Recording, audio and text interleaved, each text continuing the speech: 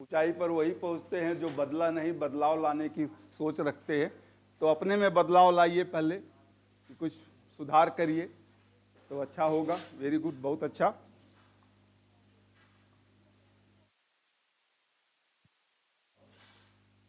तो चलिए एक हम भी लिख देते हैं, दी 4 concept of life.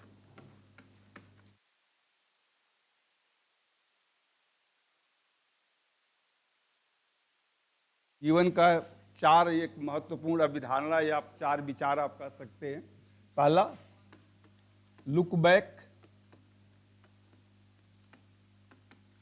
Back to get experience.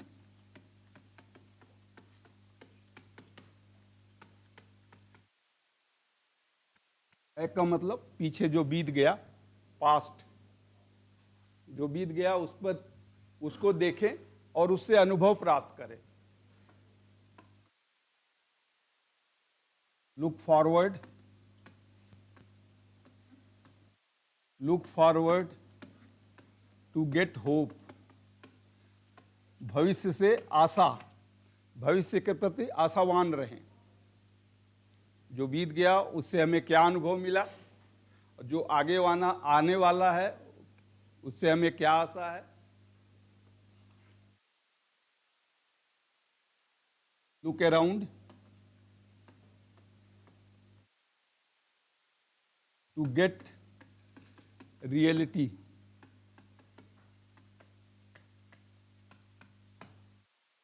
आज के परिवेश को देखिए और क्या अवास्तविकता है उसका अनुभव करिए, उसके अनुसार कार्य करने की कोशिश करिए। And look with in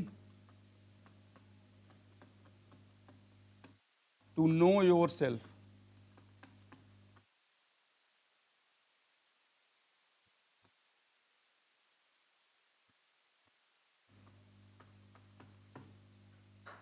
look within to know yourself. अरे थैंक यू यार, यही रख दीजिए। क्या आपने देख लिया था या बताइए आपको? चलो आजकल तो हाँ नवरात्र भी चल रहा है ना, चलो कोई बात नहीं।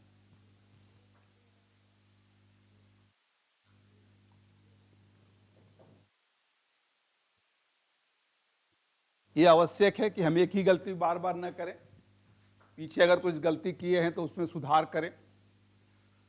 भविष्य के प्रति आशावान रहें। आज के परिवेश में क्या हो रहा है, क्या जरूरी है, किस तरह पढ़ना है, किस तरह आगे बढ़ना है, उसका ध्यान रखें।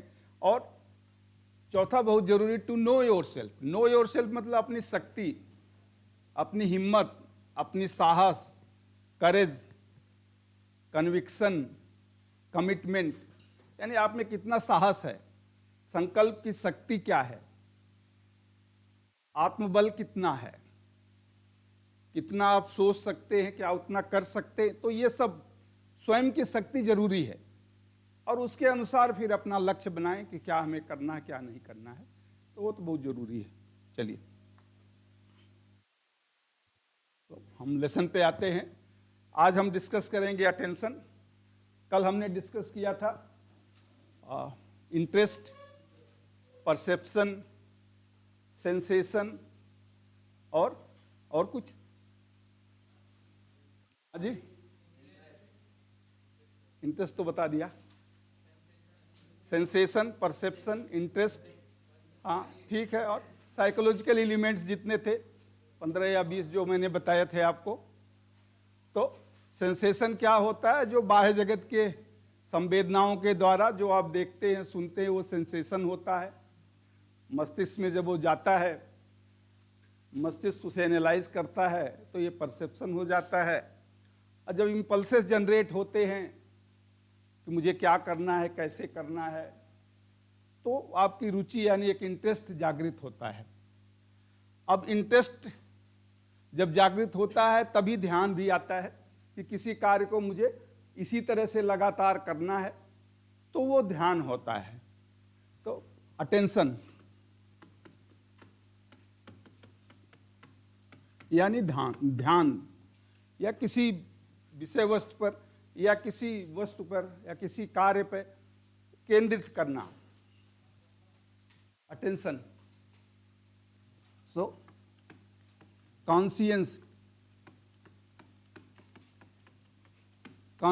is like a stream.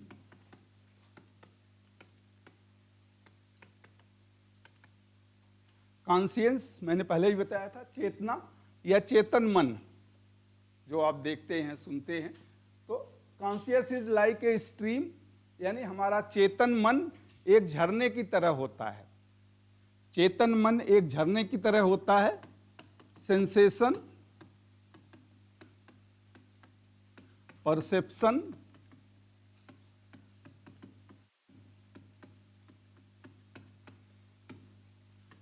प्रोस्पेक्शन, PECTION,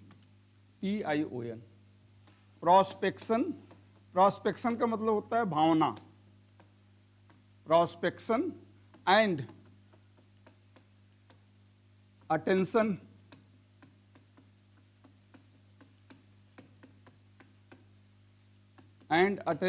are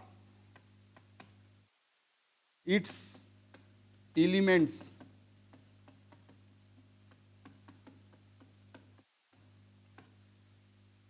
and attention मिल गया। अच्छा, PRO, ओहो,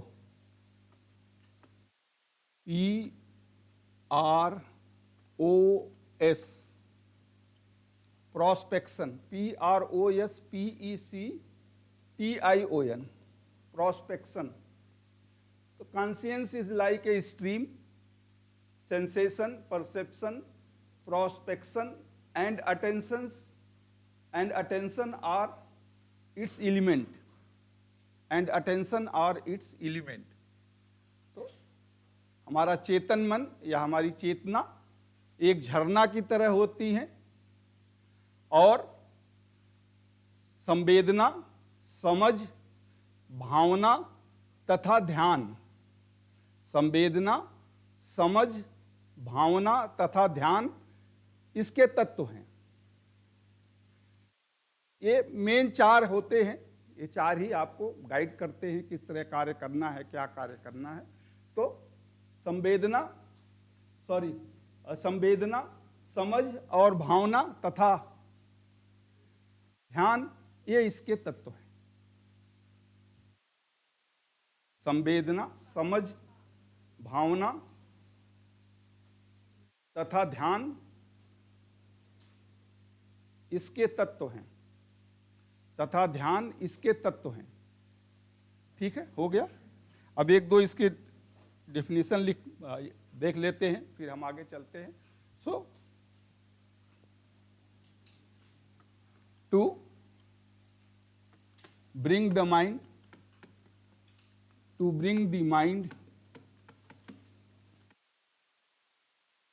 properly,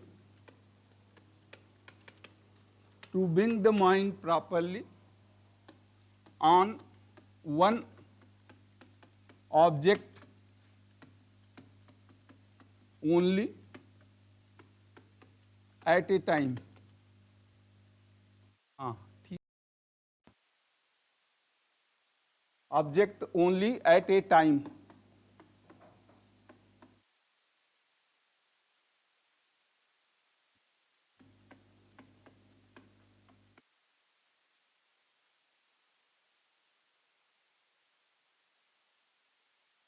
To bring the mind properly on one object only at a time is attention. तो मस्तिष्क को एक समय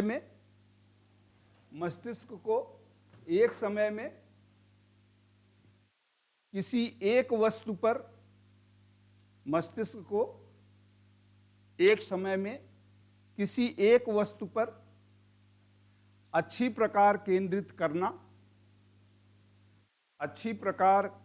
करना ध्यान होता है।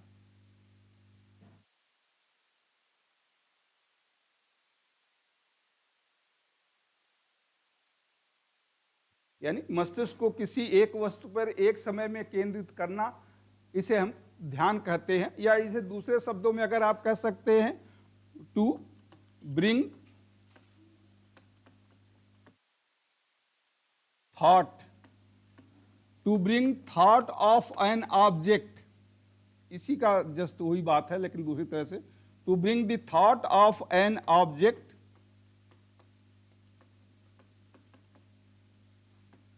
clearly in front of mind,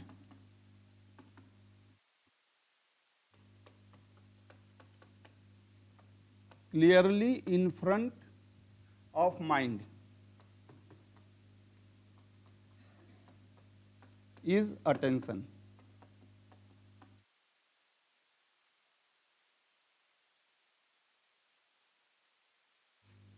To bring thought of an object clearly in front of mind is attention. तो मस्तिष्क के सामने, मस्तिष्क के सामने स्पष्ट रूप से, मस्तिष्क के सामने स्पष्ट रूप से किसी वस्तु के विचार को प्रस्तुत करना, मस्तिष्क के सामने स्पष्ट रूप से किसी वस्तु के विचार को प्रस्तुत करना ध्यान कहलाता है। बात दोनों एक ही है कि ध्यान किसी वस्तु पर केंद्रित हो जाए या किसी वस्तु के विषय में जो आप सोच रहे हैं वो बिल्कुल स्पष्ट आपके माइंड के सामने आ जाए तो भी वो ध्यान होता है। तो किसी वस्तु के विचार को मस्तिष्क के सामने अच्छी तरह लाने या स्पष्ट रूप से लाने की प्रक्रिया को भी ध्यान कहते हैं। चलिए, ध्यान यानी अटेंशन एंड इंटरेस्ट एक दूसरे से रिलेटेड है।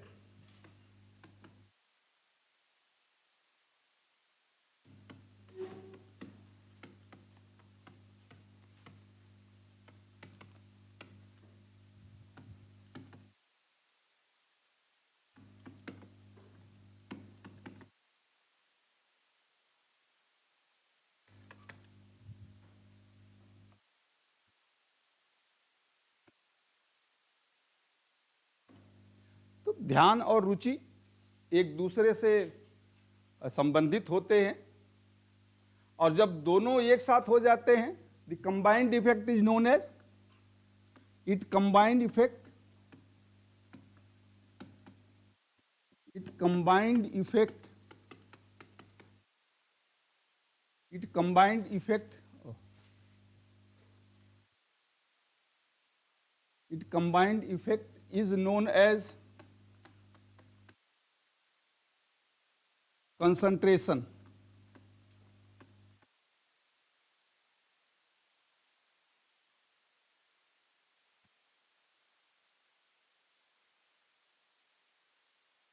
Its combined effect is known as concentration. यानी ध्यान और रुचि एक दूसरे से संबंधित हैं, ध्यान और रुचि एक दूसरे से संबंधित हैं।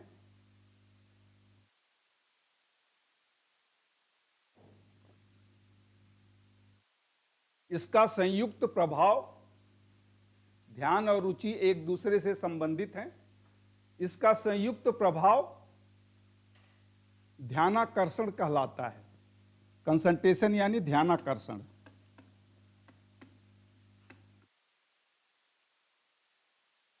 ध्यान का आकर्षण यानी ध्यान को इंटरेस्ट के द्वारा आकर्षित किया जाता है तो उसे हम कंसंट्रेशन कहते हैं।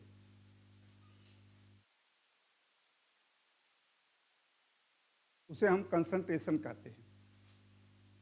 ठीक है, ये तो इसका एक रिलेशंस है। अब दोनों किस तरह से एक दूसरे से कनेक्टेड हैं उस पर भी एक दो पॉइंट हम लें। In attention there is a process of selection,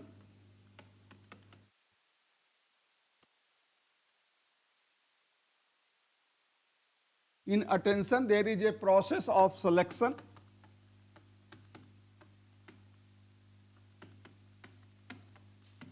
and interest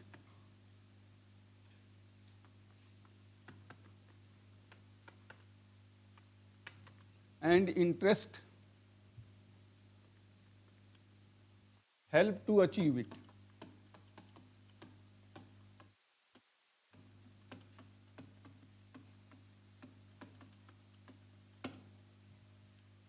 In attention, there is a process of selection and interest help to achieve it. ध्यान की प्रक्रिया में सुझाव अति आवश्यक है, या चुनाव सिलेक्शन। ध्यान की प्रक्रिया में चुनाव अति आवश्यक है।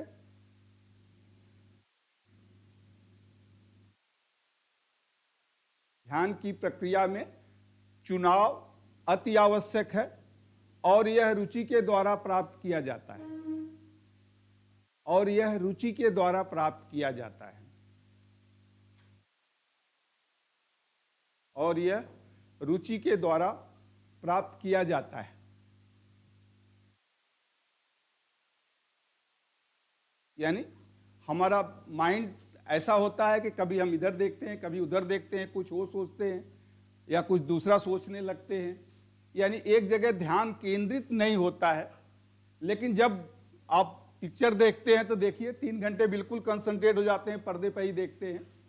या आप अपने मोबाइल में कोई यूट्यूब पे देख रहे हैं जो आपको इंटरेस्टेड होगा तो उसको आप ध्यान से देखेंगे। तो जहां रुचि होगी वहां ध्यान आपका लग जाएगा।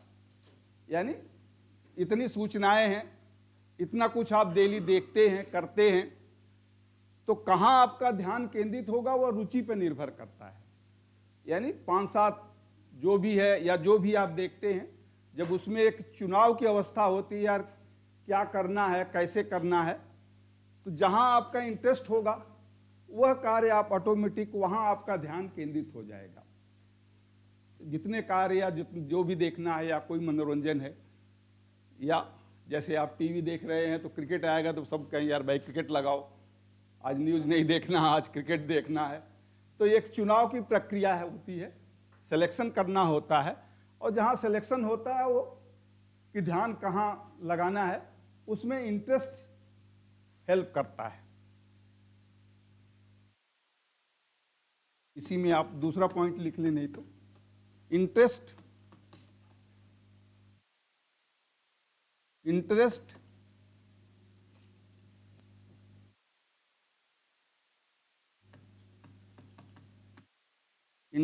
keep the attention focused. Interest keep the attention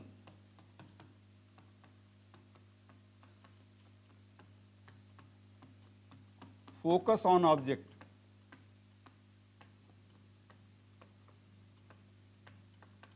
Interest keep the attention focus on object.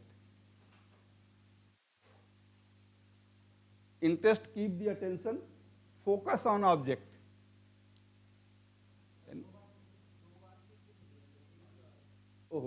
Interest keep the interest keep the attention focus on object. रुचि ध्यान को किसी वस्तु विशेष पर केंद्रित करता है। रुचि ध्यान को किसी वस्तु विशेष पर केंद्रित करता है। रुचि ध्यान को किसी वस्तु विशेष पर केंद्रित करता है। यानी जहां आपको इंटरेस्ट होगा वहां आपका ध्यान लगेगा। रुचि ध्यान को किसी वस्तु विशेष पर केंद्रित करता है। हो गया, मिटा दें, इसी में दे। इंटरेस्ट इज, इसी में आगे तीसरा पॉइंट नहीं तो लिख लेंगे। Interest is inner incentive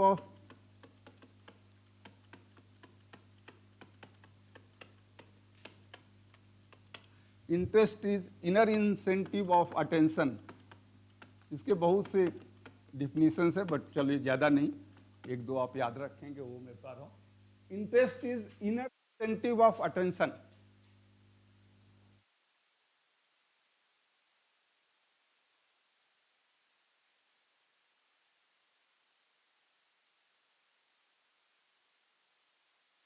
interest is inner incentive of attention, यानी ध्यान की आंतरिक ध्यान का आंतरिक प्रोत्साहन, ध्यान का आंतरिक प्रोत्साहन रुचि है। ध्यान का आंतरिक प्रोत्साहन रुचि है, यानी रुचि ही ध्यान को कंसंट्रेट करती है, तो ध्यान का आंतरिक प्रोत्साहन रुचि है। बस लास्ट एक और लिख लीजिए, बस खत्म करते हैं इसको। Interest is talented attention.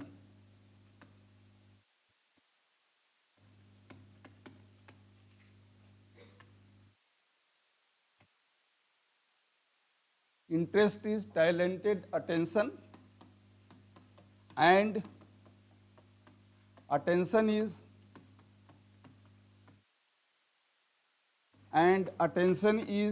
interest. Attention is interest in action. ये दोनों का संबंध बता देता है। Interest is talented attention, interest is talented attention, and attention is interest in action, and attention is interest in action.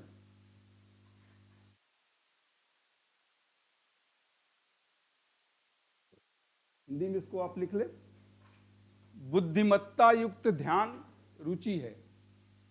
बुद्धिमानी युक्त ध्यान या ध्यान की बुद्धिमानी रुचि है, या बुद्धिमत्ता युक्त ध्यान रुचि है। बुद्धिमत्ता युक्त ध्यान रुचि है,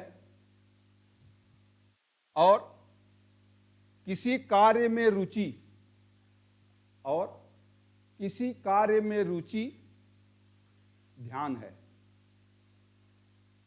किसी कार्य में रुचि ध्यान है, दोनों एक दूसरे से रिलेटेड हैं, बस थोड़ा सा फर्क है।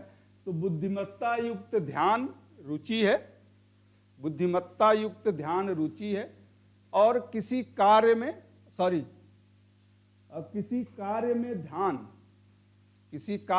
ध्यान रुचि है।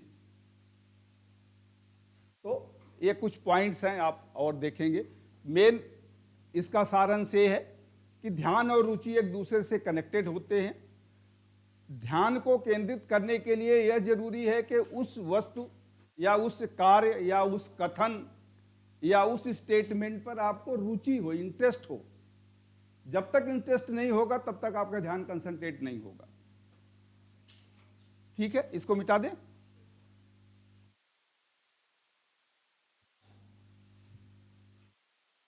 कोई डाउट?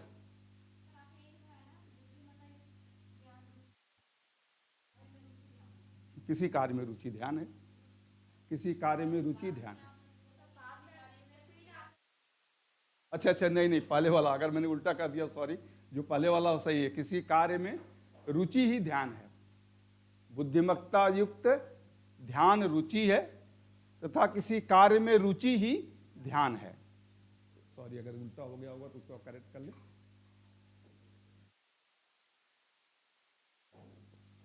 चलिए, अब ध्यान दो तरह का होता है, एक पॉजिटिव और निगेटिव। तो पॉजिटिव का मतलब जो किसी आप अगर कंसंट्रेट कर जाए किसी कार्य में, आपने पॉजिटिव अटेंशन,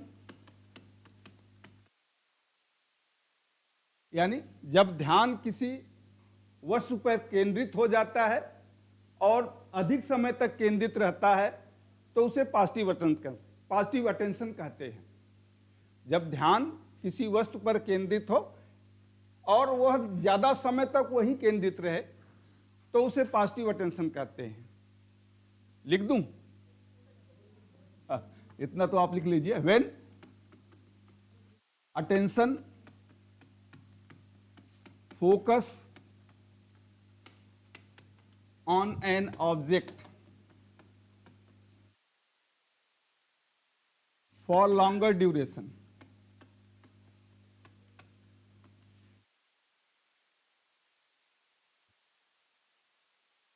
यानी जब किसी वस्तु पर ध्यान ज़्यादा समय के लिए केंद्रित हो जाता है, तो उसे हम कहते हैं पॉजिटिव अटेंशन। और जब यह एक वक्त से दूसरे वक्त पे शिफ्ट करता रहता है कि ये सोचते हैं या ये कर लूं या इधर रहूं या उधर रहूं, तो शिफ्टिंग ऑफ, इसे हम कहते हैं निगेटिव अटेंशन। निगेटिव अटेंशन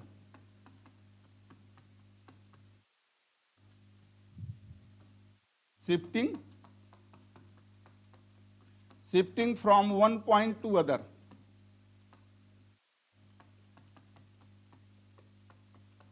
या one object to other, shifting from one object to other,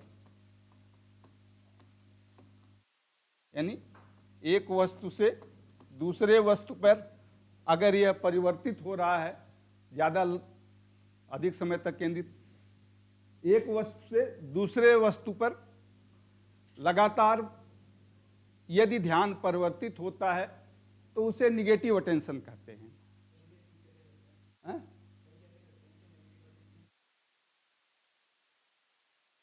हाँ, ज्यादातर तो निगेटिव नहीं, ज्यादातर तो नहीं होता, लेकिन जहां आपको रुचि रहेगी, जैसे मैंने एग्जांपल दिया, अगर आप सिनेमा हॉल में बैठे हैं और पिक्चर अच्छी है तो 3 घंटे तो बिल्कुल कंसंट्रेट होकर बैठे रहेंगे, लेकिन वहीं आप क्लास में अगर 1 घंटे से ज़्यादा बैठना हो गया तो आप कहोगे यार 5-10 मिनट का ब्रेक चाहिए, क्योंकि यहाँ हम अपने इंटरेस्ट को क्रिएट नहीं कर पाते हैं, या टीचर नहीं क्रिएट कर पाए या ट्रेनिंग नहीं क्रिएट कर पाए।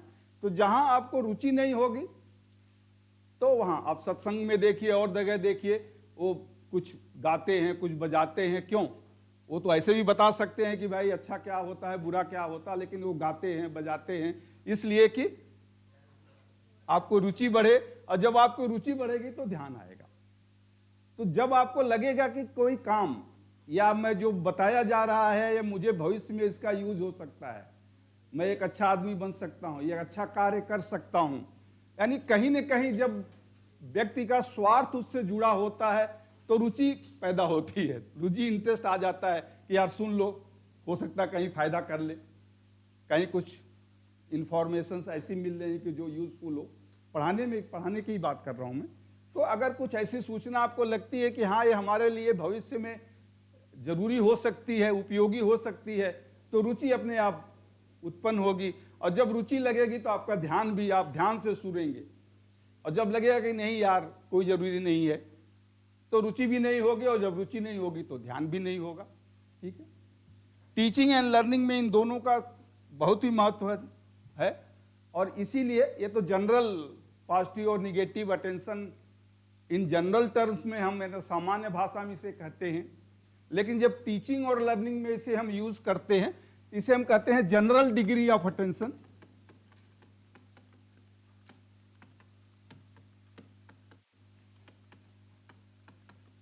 जनरल डिग्री ऑफ अटेंशन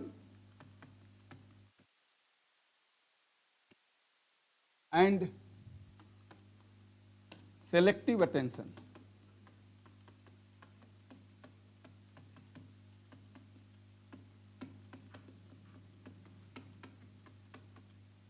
यानी शिक्षण और सीखने के संदर्भ में, शिक्षण और सीखने के संदर्भ में ध्यान 2 प्रकार का होता है। पहला general degree of attention, general degree of ध्यान की सामान्य अवस्था, पहला जनरल डिग्री ऑफ अटेंशन या ध्यान की सामान्य अवस्था, या इसे अलर्टनेस ऑफ माइंड भी कहते हैं, पहले वाले को अलर्टनेस ऑफ माइंड।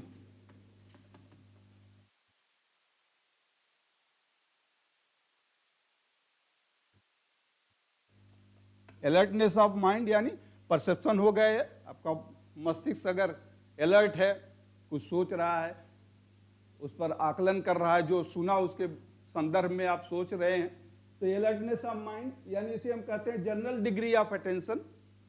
और दूसरा है सेलेक्टिव, यानी विशेष तरह का ध्यान, किसी विशेष सूचना पर ही केंद्रित होना।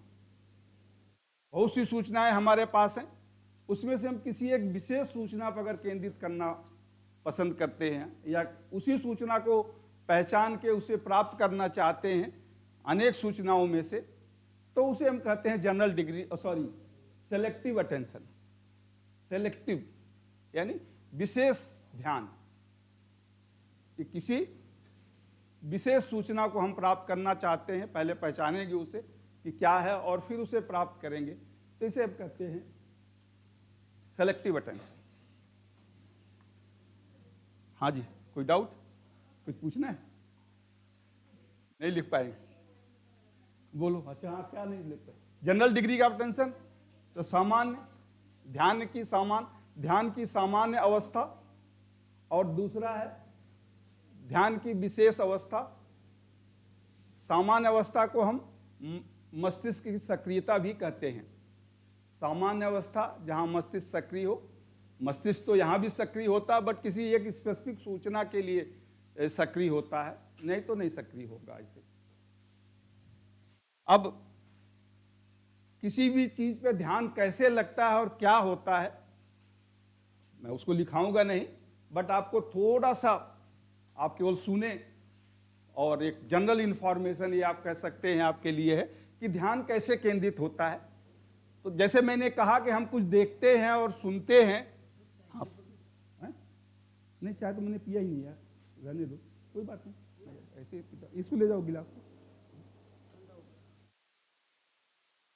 कुछ भी हम सुनते हैं या देखते हैं, मैंने कहा था सेंसेशन क्या होता है? Activation of sense organ by awareness of external environment, यानी बाह्य जगत की संवेदना। जो कुछ भी होता है हम उसे देखते हैं, सुनते हैं, सूंघते हैं, टेस्ट करते हैं या टच करते हैं। तो जो भी ज्ञानेंद्रियां हैं, यह ज्ञानेंद्रियां इस बाह्य जगत की संवेदना को प्राप्त करती हैं, एक्टिवेट होती हैं। आप आंखें बंद कर रहे हैं, आपके सामने क्या जा रहा है पता नहीं चलेगा, लेकिन जब आप आंखें खोलेंगे तो भले भी आपका माइंड उस समय एक्टिव नहीं है, लेकिन आप देख लेंगे कि कोई जा रहा है या बगल से कोई गुजर रहा है। तो इसे हम कहते हैं सेंसेशन, यानी आंखों ने देख लिया। अब ये आंखें जो देखती हैं, जैसा मैंने कल आपको बताया था, तो इसके पीछे नर्वस सिस्टम होता है। जैसे आपने जो देखा तो उसके बाद ऑप्टिकल नर्व्स होंगी। ये ऑप्टिकल नर्व्स आपने क्या देखा, उस सूचना को माइंड तक ले जाती है। माइंड्स में होता है एक्टिवेटिंग रेटिकुलर सिस्टम।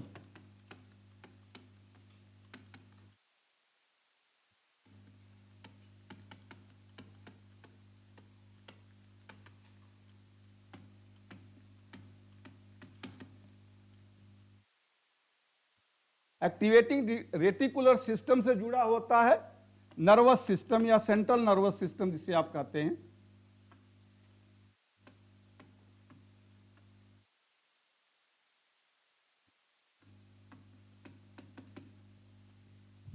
सेंट्रल इसमें हम ऐड कर लें, सेंट्रल नर्वस सिस्टम यानी CNS एक लोब है या सेंटर है ये, इसे सेंट्रल नर्वस सिस्टम या किसी कहीं का आप देखेंगे, अगर आप गूगल में सर्च करेंगे तो सेंटर भी मिलेगा आपको। इसे CNS या CNC भी कहते हैं, सेंट्रल नर्वस सिस्टम या सेंट्रल नर्वस सेंटर। तो ये जो पांचों ज्ञानेंद्रियां हैं, इस पांचों ज्ञानेंद्रियों का 5 ये सेंट्रल नर्वस सिस्टम होता है। पांचों ज्ञानेंद्रियों का 5 सेंट्रल नर्वस सिस्टम होता है। ये जैसे आपने जो देखा तो फिर वहां विजुअल नर्व्स होगी, वो विजुअल नर्व्स विजुअल सेंटर्स में इंफॉर्मेशन ले जाएगा। नहीं, जो कुछ आपने देखा ये यहां से इस नर्व्स के द्वारा इसे हम कहते हैं optical CNS, optical central nervous system. ऐसा नहीं, जस्ट थोड़ा इंफॉर्मेशन के लिए मैं बता दे रहा हूं। ऑप्टिकल सेंट्रल नर्वस सिस्टम यानी जो आपने देखा, कितनी तीव्रता से देखा, इंटेंसिटी, आप ध्यान से देखे या केवल आपने देख लिया। तो जब आप ध्यान से देखते हैं तो जो नर्वस सिस्टम है इसमें इंपल्स, यानी ये नर्वस सिस्टम में इंपल्स, इलेक्ट्रिकल इंपल्स पैदा होता है।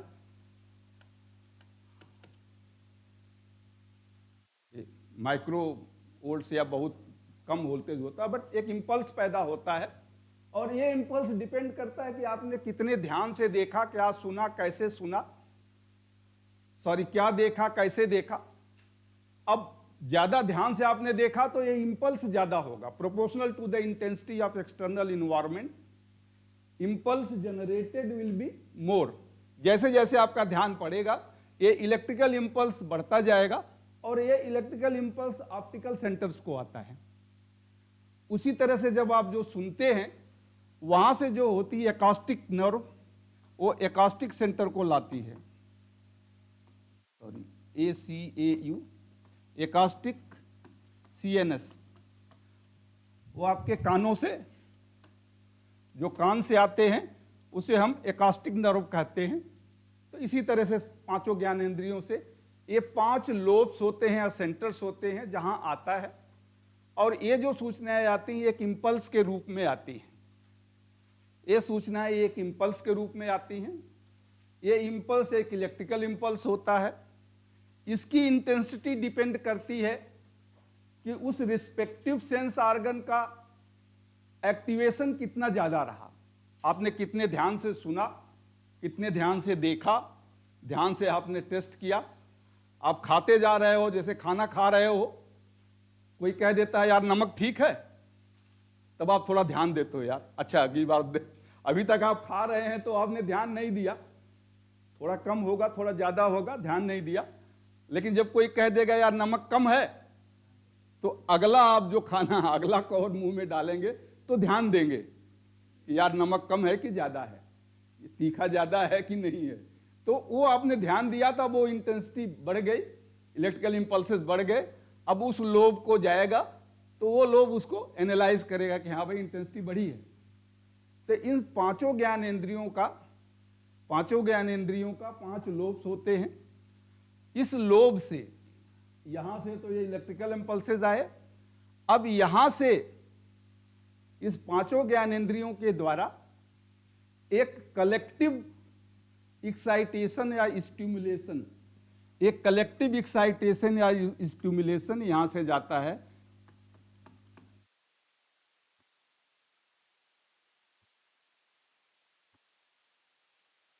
ये एक्टिवेटिंग रेटिकुलर सिस्टम को जाता है। जो आपने सुना, जो आपने देखा, जो आपने टच किया, यानी ज्ञानेंद्रियों की जो संवेदना है वो लोब को गई, लोब में इलेक्ट्रिकल इंपल्स के रूप में गया। अब कितनी उसकी तीव्रता रही, क्या रहा, उन सबको देखते हुए ये सब 5 मिलके एक कलेक्टिव रिस्पांस उत्पन्न करेंगे, जिसे स्टिमुलस कहेंगे। वो फिर एक्टिवेटिंग रेटिकुलर सिस्टम को जाता है। इसे हम कहते हैं एक्सटर्नल इंपल्सेस, जो बाहर से मिलता है हमारे ज्ञानेंद्रियों के माध्यम से। इसे हम कहते हैं एक्सटर्नल इंपल्सेस।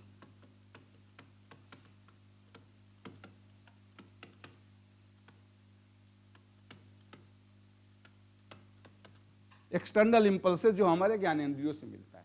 अब आप कुछ सोचते हैं, यानी आप दुखी हैं, आप बहुत खुश हैं, आपने किसी से ईर्ष्या किया, किसी से आपकी जलन है, उससे दुश्मनी भी नहीं है, उससे आप कभी बात भी नहीं करते हैं, उससे नमस्ते हेलो भी नहीं करते हैं, फिर भी उसे देख के आपको लगता है यार एक ऐसा आदमी, एक जलन से ईर्ष्या होती है। या किसी को देख के आपको लगता है ये अच्छा, इससे दोस्ती हम कर लें। तो जो ये हमारे कैरेक्टरिस्टिक्स हैं कि हम दुखी होते हैं, हम खुश होते हैं, हम जलन करते हैं, हम क्रोध करते हैं, हम डर जाते हैं, भय में देखिए आंख, तो ये सब जो होते हैं, इससे भी एक इंटरनल या सामान्य, आप कुछ सोच रहे हैं, कुछ अनुभूति कर रहे हैं, जैसे किसी के बारे में आप सोचने लगे तो एक अंदर से फीलिंग आती है। तो ये एक इंटरनल फीलिंग भी आपको जनरेट होती है। अब बहुत ज्यादा आप सोचेंगे तो देखिए आपके पसीने आने लगते हैं या आपकी हार्ट बीट बढ़ जाती है, तो वहां भी एक इंपल्स जनरेट होता है, उसे हम कहते हैं इंटरनल इंपल्स, आंतरिक आवेश जिसे कहें इंटरनल इंपल्स। और ये दोनों इंपल्सेस रेटिकुलर सिस्टम को आते हैं, एक्टिवेटिंग रेटिकुलर सिस्टम को ये दोनों इंपल्सेस आते हैं। फिर एक्टिवेटिंग रेटिकुलम, अब ये एक्टिवेटिंग रेटिकुलम इंटरनल और एक्सटर्नल इंपल्सेस को एनालाइज करके, इंटरनल और एक्सटर्नल इंपल्सेस को एनालाइज करके बॉस को यानी अपने हेड को सूचना देता है, और वो सूचना डिसाइड करती है जनरल डिग्री ऑफ अवेयरनेस, जिसे हम कहते हैं cerebral cortex. Cerebral cortex activating reticular system से, एक्टिवेटिंग रेटिकुलर सिस्टम किससे कनेक्टेड है? CNS से, और CNS किससे कनेक्टेड है? Sense organ.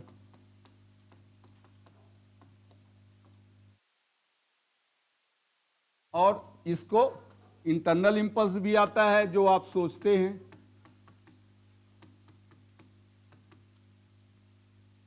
आप कुछ पढ़ते हैं, कुछ बताया जाता है, तो आप अभी सुन रहे हैं, बाद में फिर आप अगर उसको याद करना चाहेंगे, समझना चाहेंगे, ज़्यादा दिनों तक स्टोर करना चाहेंगे, तो आप मनन करेंगे उसको कि क्या था।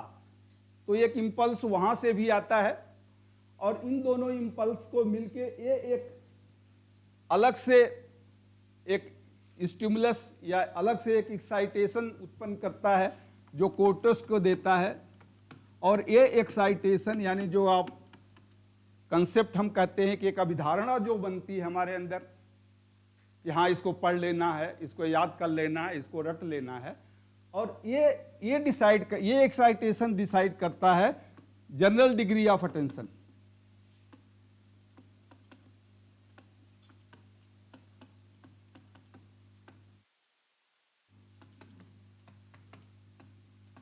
ये डिसाइड करता है जनरल डिग्री ऑफ अटेंशन।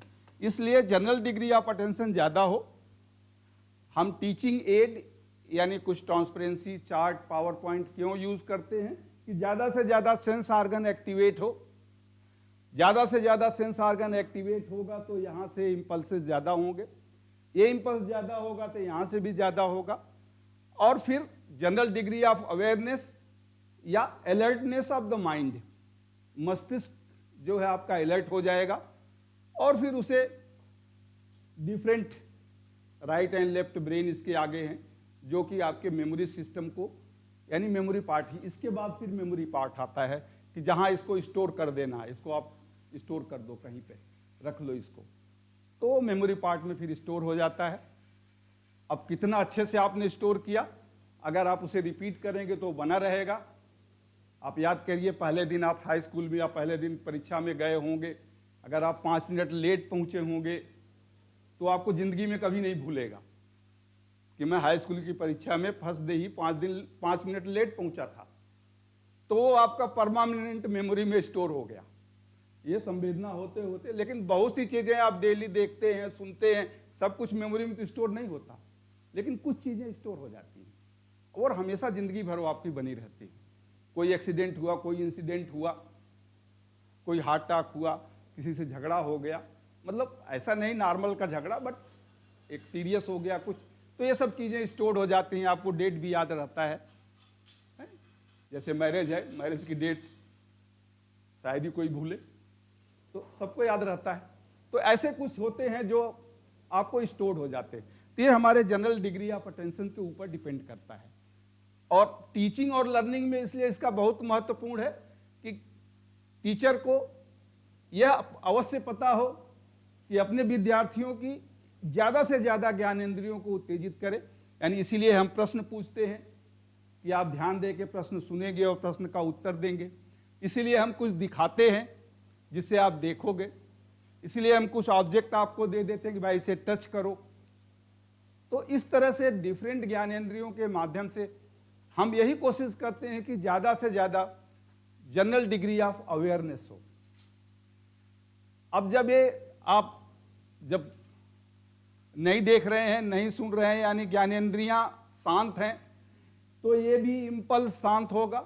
यहाँ से जो स्टिमुलस जा रहा है वो भी शांत होगा, स्टिमुलस से जो एक्साइटेशन होता है वो भी शांत होगा, और जब ये सब शांत होंगे जनरल डिग्री ऑफ अटेंशन भी शांत होगा। जब आप सो जाते हो, जब आप सो जाते हैं तो ये इंटरनल कुछ सोचते तो उस समय नहीं है, अनकॉन्शियस माइंड में थोड़ा बहुत चलता है, वो ठीक है, बट कॉन्शियस और सबकॉन्शियस माइंड उस समय इनएक्टिव रहता है, यानी इंटरनल इम्पल्सेस भी नहीं होते हैं, एक्सटर्नल इम्पल्सेस भी नहीं होते हैं, और वो एक अवस्था होती है कि जहाँ पर आप बिल्कुल शांत हो जाते हैं, यानी एक उसमें कोई अलर्टनेस नहीं होता है।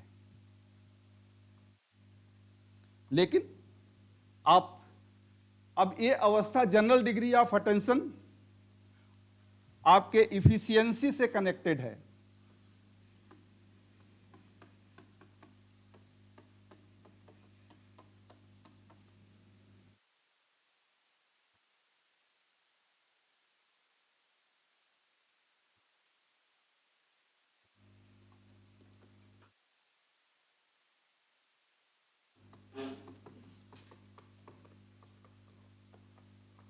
अब ये जनरल डिग्री ऑफ अटेंशन, जैसे आप डीप स्लीप सो रहे हैं तो सब कुछ शांत होगा, कुछ नहीं होगा। तो पहला होता है डीप स्लीप, दूसरा होता है डोजीनेस।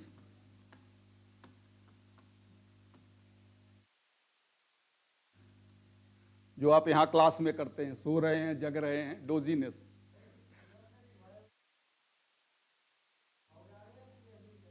इसको हाँ नहीं यार, अब तो मैंने बता दिया, अब क्या लिखवाऊंगा इसमें, अब इतना लिखवाने में तो विरासत दिन चला जाएगा पूरा यार। इसलिए तो मैंने ध्यान से बताया कि आप ध्यान से सुन लो इसको। आप उसमें अगर कुछ चाहिए इंफॉर्मेशन तो मैं एक बार रिपीट कर दूंगा, आप अपने से उसको लिख लें। कुछ आप अपने से भी बनाइए। हाँ बोलिए। डायग्राम बता दे रहा हूँ, हाँ वो कर दूंगा, वो बता देता हूँ। तो एक डोजीनेस मतलब DOZINESS, डोजीनेस का मतलब होता है कि ऊँघना, यानी अब जग रहे हैं तो वहाँ कुछ न कुछ तो आप सोते हुए भी कुछ सुन ले रहे हैं, तो कुछ न कुछ तो इम्पल्सेस आ ही जाएंगे, थोड़े बहुत तो आएंगे ही। अब इसके बाद रिलैक्स्ड, आराम से बैठे हैं, इससे थोड़ा ज़्यादा होगा। रिलैक्स्ड में तो अगर कोई कुछ कह रहा है तो आप आराम से सुनेंगे, तो इम्पल्स थोड़ा और ज़्यादा। रिलैक्स्ड, और रिलैक्स्ड के बाद होता है फुल्ली अवेकन, अब पूरी तरह जागरूक, फुल्ली अवेकन। और फुल्ली अवेकन जब पूरी तरह आप जागरूक हैं, आपके इंटरनल और एक्सटर्नल दोनों इम्पल्सेस जनरेट होते हैं, और इस समय आपकी एक्टिविटी या जनरल डिग्री ऑफ अटेंशन बहुत ज़्यादा होता है। डीप स्लीप जब सो रहे हो तो बिल्कुल शून्य होता है, यहाँ थोड़ा होता है, रिलैक्स अवस्था में इससे ज़्यादा होता है, और यहाँ मैक्सिमम होता है यहाँ पे, यानी आपकी उसी तरह से आपकी इफिशियंसी, प्रभावशीलता यहाँ सबसे ज़्यादा बढ़ जाती है। यहाँ इफिशियंसी यानी कार्य की क्षमता, जो आप कहेंगे, सुनेंगे, देखेंगे, याद करेंगे। एक अवस्था होती है, इसके बाद पांचवी अवस्था होती है इमोशनल एक्साइटमेंट।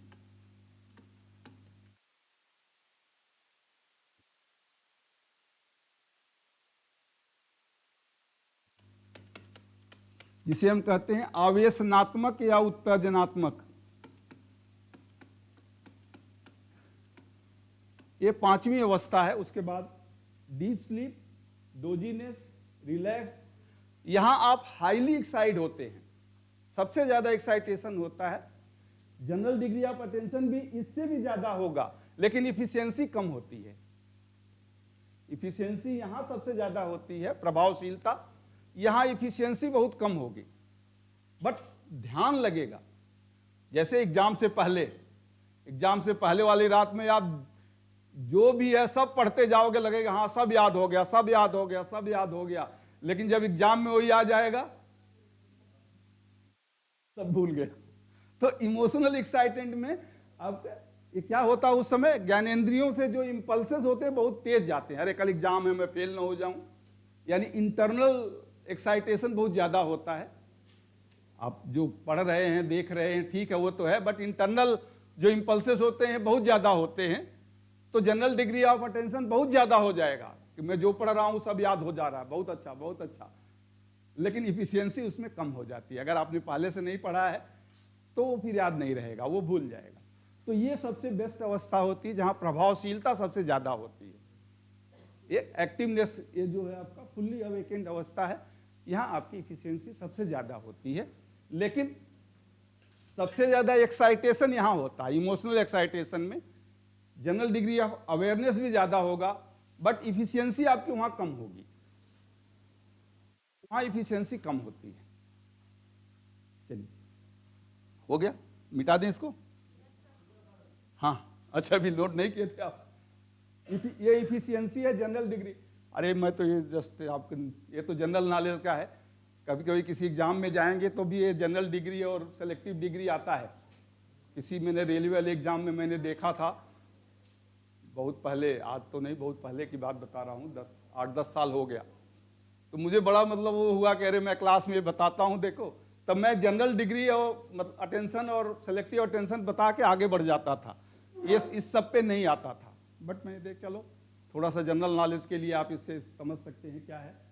तो डीप स्लीप, डोजीनेस, रिलैक्स, गहरी निद्रा, ऊँघ रहे हैं आराम से, और फुल्ली अवेकेंड यानी पूर्ण चैतन्य अवस्था जिसे कहते हैं, पूर्ण चैतन्य अवस्था। और इमोशनल एक्साइटमेंट पांचवा होता है जिसे कहते हैं आवेशनात्मक अवस्था। आवेशनात्मक अवस्था, इन दोनों में तो, इसमें तो शून्य होगा, जनरल डिग्री अटेंशन और सब कुछ शून्य होगा, यहां थोड़ा सा होगा, इससे थोड़ा ज्यादा ये होगा।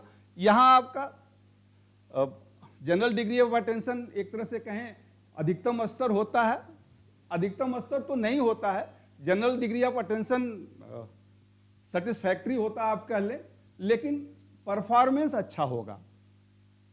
जनरल डिग्री ऑफ अटेंशन यहाँ, यानी यहाँ बहुत ज्यादा होगा लेकिन परफॉर्मेंस कम होगा, ये मीन चीज। इसलिए किसी भी चीज को आप, कंसिस्टेंसी एंड परसिस्टेंसी बहुत जरूरी है, यानी निरंतरता किसी कार्य को करने में जरूरी है।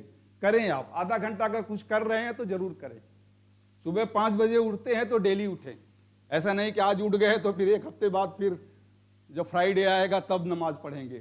तो एक दिन, जिस दिन अगर सुबह 5 बजे उठते हैं तो फिर 5 बजे डेली उठिए, और 1 घंटा अगर घूमने जाते हैं तो जाइए।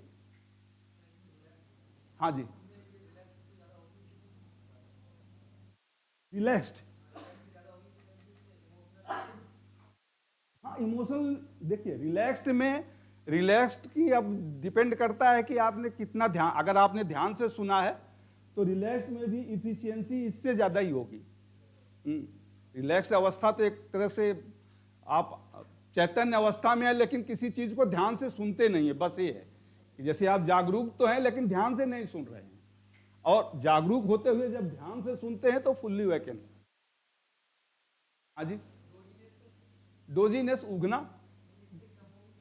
ये तो कम ही हो गई। डोजीनेस तो सबसे कम ही कहिए, बस जस्ट थोड़ा बहुत होता है कि है, जैसे आप घर में सो रहे हैं, आपके माँ आई आपको धक्के मारे उठ जा, तो आप तो उठे नहीं, फिर सो गए, लेकिन आपको लगता है यार हाँ हमको जगाने कोई आया था हमको जगाने कोई आया था, उठे नहीं आप, फिर भी सोए। 1 घंटे बाद फिर वो आके धक्के मार के या फिर पानी डाल के जगाएंगे, वो अलग बात है, लेकिन लगेगा कि हाँ कोई आया था जगाने। तो इसमें तो कमी होता है, ये दूसरी अवस्था है। ये जो क्लास में अगर आपको नींद आ गई तो उस समय क्या बताया गया वो नहीं रहेगा। चलिए चलिए, वो चार्ट के रूप में आप बता रहे थे, तो पहले शुरू होता है सेंस ऑर्गन से। मैं तो सोचा इसको खत्म करें यार, हाँ अच्छा कोई नहीं। सेंस ऑर्गन, सेंस ऑर्गन मतलब रिवर्स वे में बता रहा हूं कि सेंस ऑर्गन एक कहां से होता है, एक्सटर्नल इन्वायरमेंट से आपको मिलता है।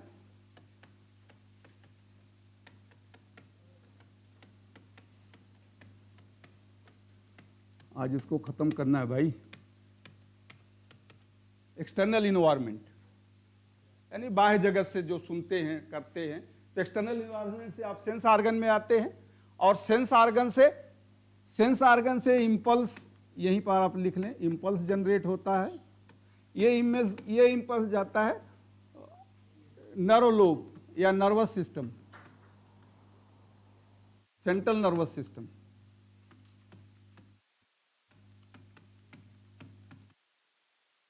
सेंट्रल नर्वस सिस्टम से एक स्टिमुलस जनरेट होगा और ये जाता है आपको एक्टिवेटिंग रेटिकुलर, वो लिखे थे या पूरा लिखूं? लिख दूं?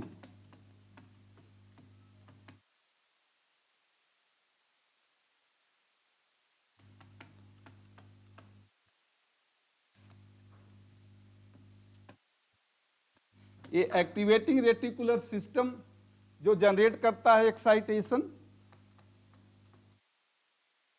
ये एक्साइटेशन ही डिसाइड करता है जनरल डिग्री ऑफ अवेयरनेस, और ये जाता है सेरिब्रल कोर्टेक्स को।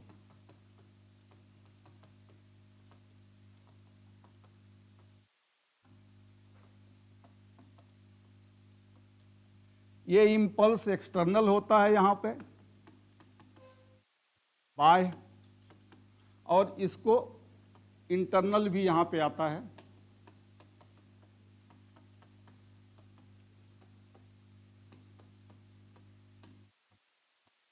और फिर इसके बाद ये मेमोरी सिस्टम में आगे स्टोर होता है, जो भी है आपके सूचनाएं वहां स्टोर हो जाती हैं। तो इसलिए पढ़ने में ज्ञानेंद्रियों का बहुत, सीखने में या पढ़ाने में या सिखाने में, दोनों आप कह लें, ज्ञानेंद्रियों का बहुत, टीचर और लर्नर दोनों के लिए ज्ञानेंद्रियों का महत्वपूर्ण बहुत ज़्यादा होता है। एक से ज़्यादा ज्ञानेंद्रियों को आप एक्टिवेट करें। बट इसके बाद और भी है, ऐसा नहीं कि यही है। ह्यूमन नेचर तो बहुत कॉम्प्लेक्स है ना, जटिल है। इसमें फीलिंग है, इमोशन है, सजेशंस हैं, बहुत चीज़ें हैं जो मैंने 22 बताए हैं, 22-23 जो आप लिखाए हैं वो सब है। बट ये मेन हमारे टीचिंग लर्निंग के कुछ हैं। ये आपके इंटरनल सिस्टम को जनरेट करता है, यानी सोचने की गति को बढ़ाता है। अगर मैंने कुछ कहा और फिर आप चिंतन करेंगे तो आप उस पर सोचेंगे कि ऐसा क्या होता है, फिर वो आइडिया जनरेट होगी। आइडिया को आप फिर लागू करना चाहेंगे कि हाँ मैं ऐसा कर सकता हूं, या मैं जब पढ़ाऊंगा, टीचर बनूंगा तो क्या मैं ऐसे बताऊंगा। तो आप फिर, यानी एक आपने सोचा के ऊपर, उस थिंकिंग के ऊपर एक आइडिया आती है, और वो आइडिया फिर आपको इमेजिन, यानी आपको इमेजिनेशन में ले जाता है कि अगर मैं टीचर बनूंगा तो क्या ऐसा करूंगा, या इसमें और सुधार करने की कोशिश करूंगा। तो फिर वो इमेजिनेशन में आपको ले जाता है। अवेयस और टेम्परामेंट तो खैर प्रत्येक व्यक्ति का एक स्तर होता है, वो जुड़ा ही रहता है, वो सब गाइड करता ही है। तो ये है जनरल डिग्री ऑफ अवेयरनेस। तो जब आप क्लास में नहीं है, या आप आंख बंद किए हैं, या कुछ ध्यान से सुन नहीं रहे हैं, उस समय एक्सटर्नल स्टिमुलस नहीं होगा, लेकिन आप जग रहे हैं तो जरूर कुछ सोचेंगे। जब आप कुछ सोचेंगे तो इंटरनल स्टिमुलस आएगा, उस समय इंटरनल स्टिमुलस आएगा। हाँ, जब आप सो जाते हैं, यानी आप सोचते भी नहीं हैं और आंख कान भी बंद है, तो उस समय फिर वो शून्य हो जाता है, इंटरनल और एक्सटर्नल दोनों शून्य हो जाते हैं। ठीक है, हाँ जी, हो गया। अब जरूरत तो नहीं है बताने की, लिखाने की, आप लिख लेंगे अपने से इतना तो बना लीजिएंगे। चलिए, अब मैंने दूसरा बोला था सेलेक्टिव। तो सेलेक्टिव है एक किसी विशेष सूचना को आइडेंटिफाई करके उसे याद करना। जैसे आप बाजार में जा रहे हैं, सब्जी मार्केट है, या सभी लोग सब्जी खरीद रहे हैं, तो कोई ध्यान नहीं देता है, बट पीछे एक धमाका हो जाए, या पीछे कोई बहुत तेज आवाज आ जाए, या किसी स्कूटर में सडन ब्रेक लग जाए, तो सब लोग घूम के देखते हैं, अरे क्या हो गया, क्यों हो गया। किसी, मतलब अनेक सूचनाओं में से किसी एक सूचना को पहचानना, अनेक सूचनाओं में से किसी एक सूचना को पहचानना और उस पर ध्यान को केंद्रित करना, यह सेलेक्टिव अटेंशन होता है। यानी विशेष, बहुत सी सूचनाएं आपके पास आती जाती हैं, तो लेकिन माइंड को, अटेंशन जो है माइंड को एक सेलेक्टिव बना देता है कि भाई जब ये सूचना आएगी या ये शब्द सुनोगे तब तुम एक अलर्ट होना, और शब्द जितने जा रहे हैं मार्केट में, घूम रहे हैं, सुन रहे हैं। इसका सबसे अच्छा एग्जाम्पल है सेलेक्टिव अटेंशन का। एक माँ है, माँ का छोटा बच्चा है, यानी 5 या 6 महीने का उसका बच्चा है, उसके बगल में सो रहा है। अब माँ भी उसके बगल में सो रही है, बच्चा भी सो रहा है। बाहर जो है कुत्तों की आवाज़ आती है, रोड है, रोड पे स्कूटर मोटरसाइकिल जा रही हैं, उस आवाज़ से उसको फर्क नहीं पड़ता है। लेकिन वो बच्चा जो है, बच्चा एक धीमी आवाज में अगर रोना शुरू कर देगा तो मां की नींद टूट जाएगी, वो उसको उठा लेगी। तो ये होता है सेलेक्टिव अटेंशन, ये सेलेक्टिव अटेंशन है। चलिए, हाँ जी, क्या बात है, बड़े शांत हो गए सभी लोग। मैं सोच रहा था 15 मिनट हो गए, 1 घंटा हो गया इसमें तो भाई। चलिए अब फास्ट में, और मैं थोड़ा गाड़ी तेजी में बढ़ाएंगे। आगे है सजेशन। हाँ बोलिए।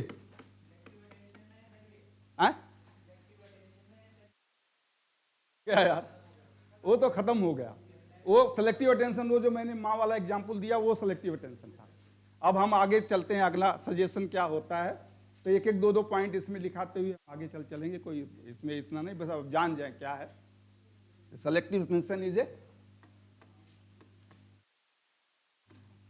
cognitive process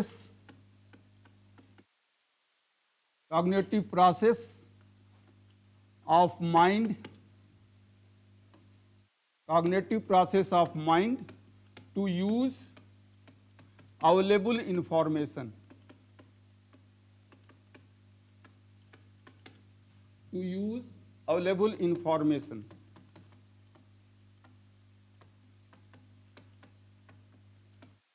Cognitive process of mind to use available information is suggestion. Cognitive process of mind to use available information, यानी प्राप्त सूचना को ज्ञान के माध्यम से उपयोग करना, प्राप्त सूचना को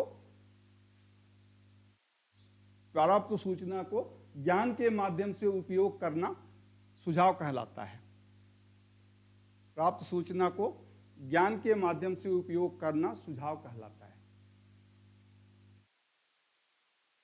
यानी कोई कुछ आपसे कहता है कि यार ऐसा करो, तो फिर आप सोचते हो, यानी अपने ज्ञान का उपयोग करते हैं कि मैं करूं कि न करूं, तो वो सुझाव है। इसमें कंपल्सन नहीं कि आपको करना ही है। एक सुझाव का मतलब कि अपने कॉग्निटिव, अपने मन का उपयोग करना है। एक point, idea and feeling given to other,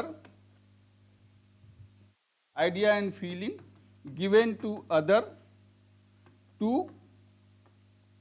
accept or reject.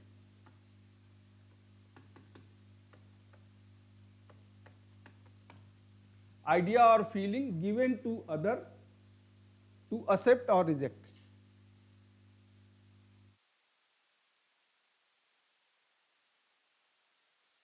Idea यानी विचार, फीलिंग अनुभूति या अनुभव, यानी अनुभूति और विचार दूसरों को देना,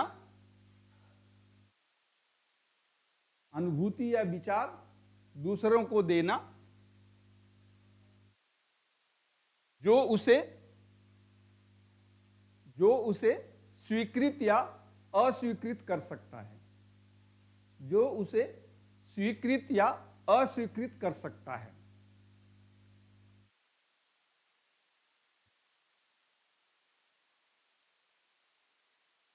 ठीक है, तो सजेशन में कोई खास नहीं है। हम अब किसी को कुछ कहते हैं कि भाई ऐसा करो, अगर वो मान लेता है तो ठीक है, नहीं भी मान सकता है तो सजेशन के साथ सजेशन एंड डायरेक्शन, अक्सर हम डिफरेंस आता है, एक बार आपके ऑब्जेक्टिव में अभी आया था, difference between suggestion and direction. तो सजेशन में कंपल्सन नहीं है, आपको जो सुझाव, आपको जो कहा जाता है उसे आप मान भी सकते हैं, नहीं भी मान सकते हैं। मैं इसको लिखाऊंगा नहीं, इसलिए पहले से बता रहा हूं आपको कि सजेशन और डायरेक्शन में क्या फर्क है। तो सजेशन में आप सुन लें, उतने से याद रहेगा। तो सजेशन में जैसा मैंने बता दिया कि आप कुछ कहते हैं तो ये जरूरी नहीं कि वो उसको माने या ना माने। लेकिन डायरेक्शन में कंपल्सन होता है, he has to obey. Direction में कंपल्सन है कि वो मानेगा, बाउंड टू ओबे। ऑर्डर एक तरह से आप कह लें कि डायरेक्शन में जो डायरेक्शन देने वाला होता है वो थोड़ा ऊपर होता है, और जो उसे रिसीव करना वाला होता है वो थोड़ा सा नीचे। या आप ऑर्गेनाइजेशन में देखें तो अगर डायरेक्टर कुछ कह रहे हैं तो दूसरे को करना ही पड़ेगा, चाहे वो चाहे या न चाहे। इसीलिए पेरेंट्स अगर कुछ कहते हैं कि भाई ऐसा कर दो, तो आपको करना पड़ेगा। अब आज दूसरी पीढ़ी है, नई पीढ़ी है, न करे अलग बात है, तो बट करना चाहिए। तो वो होता है डायरेक्शन। सजेशन में इक्वलिटी है, एक समान दोनों होते हैं, सुझाव दिया माने या ना माने। लेकिन डायरेक्शन में एक सुपीरियरिटी होती है, जो डायरेक्शन देता है, और जो सुनता है वो थोड़ा सा नीचे होता है, और it is bound to obey, वो उसे मानना होता है। चलिए,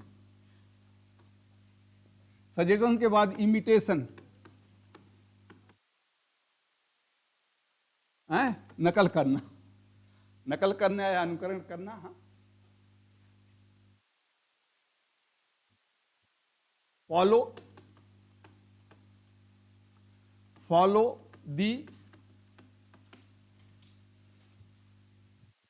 the feeling of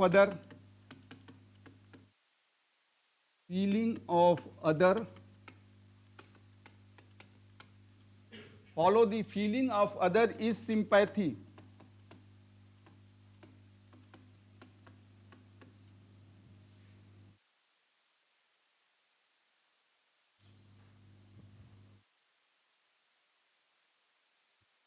Follow idea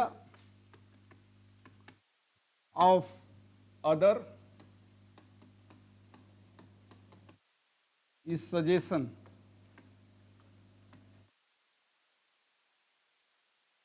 And follow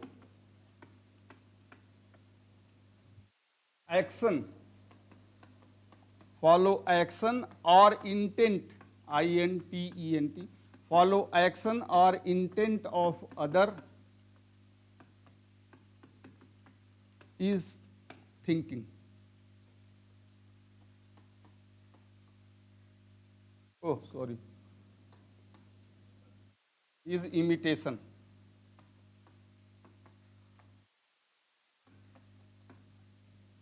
Follow feeling of other is sympathy, follow idea of other is suggestion, and follow action or intent of other is imitation.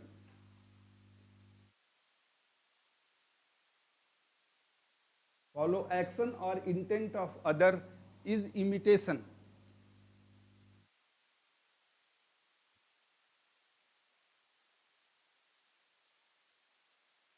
हो गया? हिंदी में बोल दूं? अच्छा, अभी नहीं, लिख लीजिए।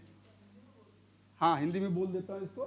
यानी दूसरे के अनुभूति को, दूसरे के अनुभूति का अनुसरण, दूसरे की अनुभूति, फीलिंग का अनुसरण,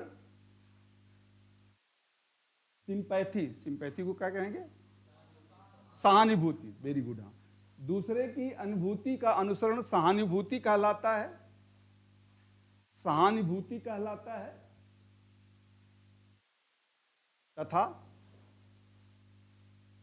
तथा दूसरे के विचारों का अनुसरण, दूसरे के विचारों का अनुसरण सुझाव कहलाता है, सुझाव कहलाता है।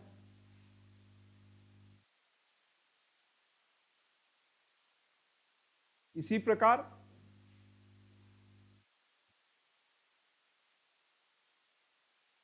दूसरे के कार्य या कथन, कार्य या कथन, कार्य या कथन,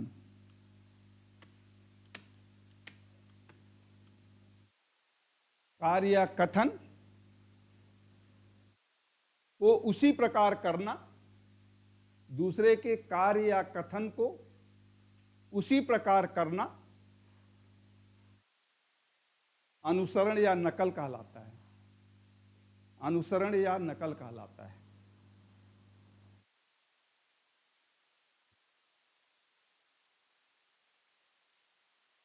तो किसी के बॉडी मूवमेंट्स को आप वैसे ही फॉलो करें तो वो इमिटेशन हो जाता है। और जैसे मैंने फर्स्ट लेसन में भी आपको बताया था कि इन्वेंशन एंड इमिटेशन, इन्वेंशन यानी कोई खोज, नया अन्वेष, और इमिटेशन, ये दो चीजें डेवलपमेंट के लिए बहुत जरूरी हैं।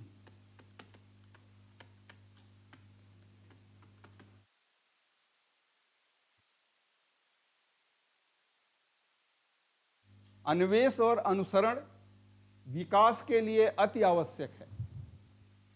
अन्वेष यानी अनुसंधान जो नए होते हैं, अन्वेष और अनुसरण विकास के लिए अति आवश्यक है। तो हम नकल करके ही कुछ सीखते हैं। हाँ, अन्वेष और अनुसरण विकास के लिए आवश्यक है। तो टीचिंग और लर्निंग में इमिटेशन का बहुत महत्व है। जैसे हम स्किल कोई सीखते हैं तो आगे आएगा स्टेप्स ऑफ लर्निंग। तो स्टेप्स ऑफ लर्निंग में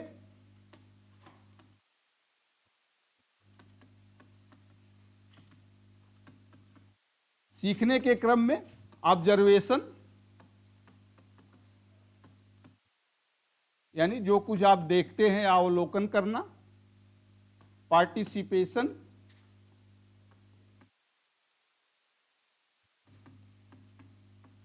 इमिटेशन एंड रिपीटिशन।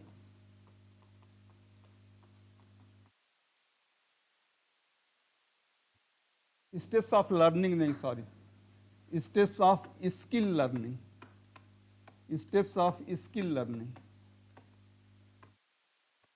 ये दक्षता सीखने का क्रम है। आगे आएगा चौथे पॉइंट्स में, वो चौथे लेसन में।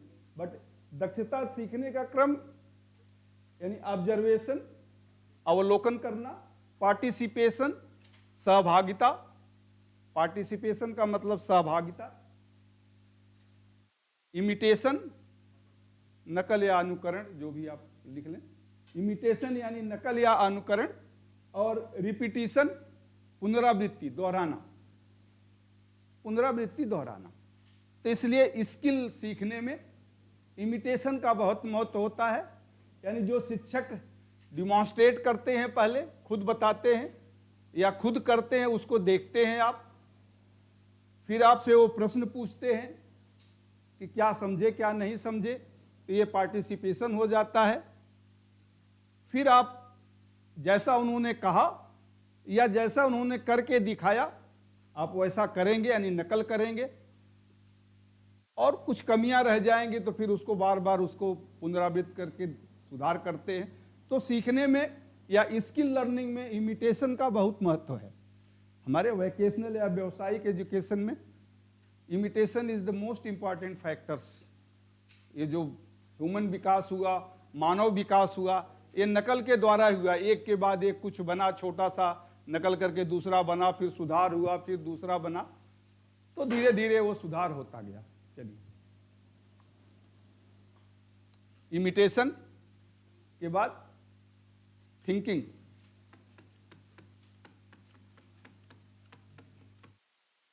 सोचना, थिंकिंग यानी सोचना, ये बहुत जरूरी है, क्योंकि ह्यूमन नेचर ही ऐसा है कि बिना सोचे आप नहीं रह सकते, और सोचना भी जरूरी है। सोचना बंद न करें, सोचने से कुछ आइडिया जनरेट होती है, तो सोचना बहुत जरूरी है। अब ये थिंकिंग टू गेन द या to obtain the information, thinking is the process, thinking is the process, thinking is the process of getting information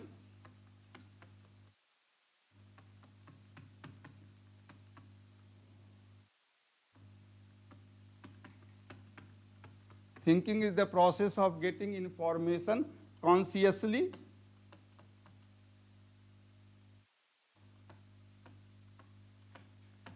और सबकॉन्शियसली।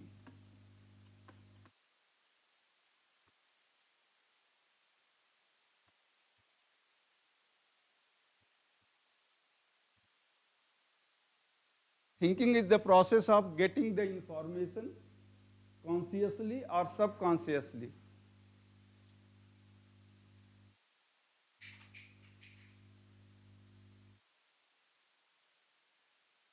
जो मैं बता रहा हूं या जो आप सुन रहे हैं ये थिंकिंग नहीं है, इसीलिए ये जरूरी है। Thinking is the process of getting information consciously और सबकॉन्शियसली, यानी चेतन या अर्ध चेतन, चेतन या अर्ध चेतन मन के द्वारा, चेतन या अर्ध यानी आपका अपने द्वारा, अपने मन के द्वारा जो सूचना, चेतन या अर्ध चेतन मन के द्वारा, चेतन या अर्ध चेतन मन के द्वारा प्राप्त सूचना को सोच कहते हैं। प्राप्त सूचना को सोच कहते हैं, यानी जो आप खुद अपने अंतर्मन से जो सूचना मिलती है। चेतन या अर्ध चेतन, अचेतन नहीं, अचेतन तो फिर तो आपको नहीं मिलेगी।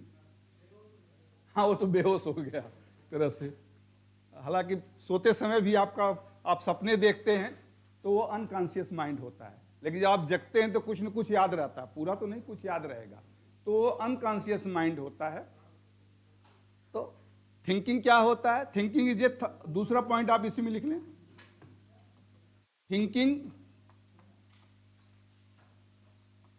Thinking is thought concept of learning. Thinking is thought concept of learning.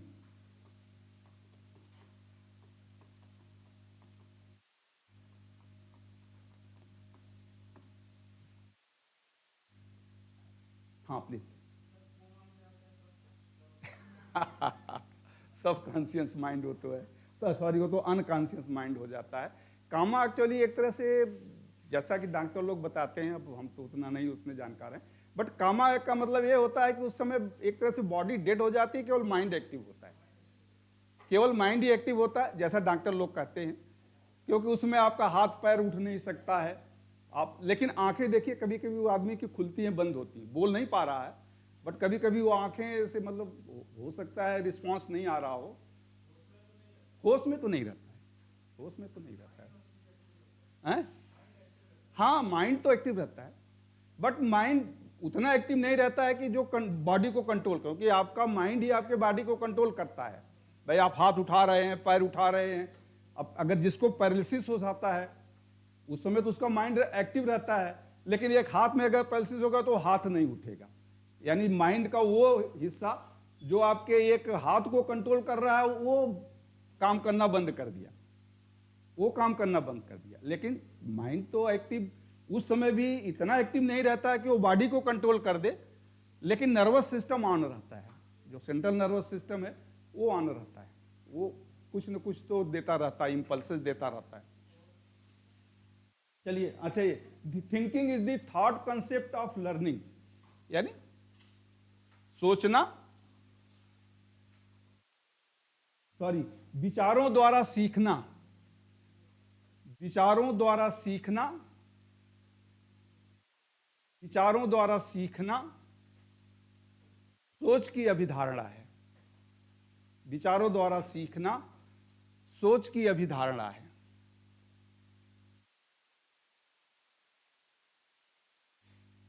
कभी कभी कुछ आप कर रहे हो, हाँ जी, कोई डाउट?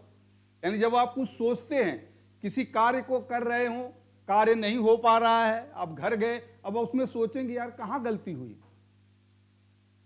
कहाँ गलती हुई, क्यों नहीं हो रहा है, तो आप सोचते हैं तो कभी कभी आपको सडन कुछ आइडिया मिल जाता है कि अरे ऐसे किया होता तो शायद हो जाता, अच्छा अब कल जाके देखूंगा। सबसे बड़ा एग्जाम्पल है ना Faraday's law of electromagnetic induction, क्या है, याद है कुछ? नहीं, हाँ, क्या है Faraday's law of electromagnetic induction?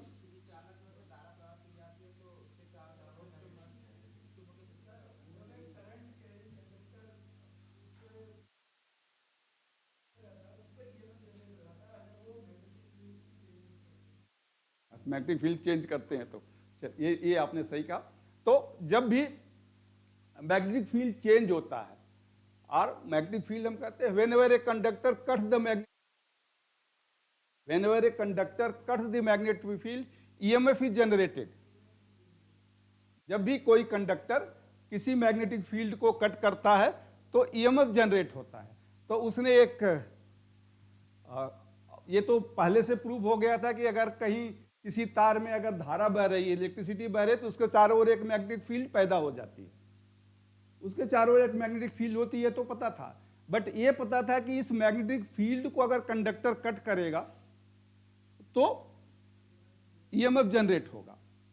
अब उसने एक कुंडली बनाया, फैराडेज ने कुंडली बनाया, उसके अंदर मैग्नेट को निकाल के बाहर रख दिया, और फिर उस कुंडली को वोल्ट मीटर से जोड़ दिया।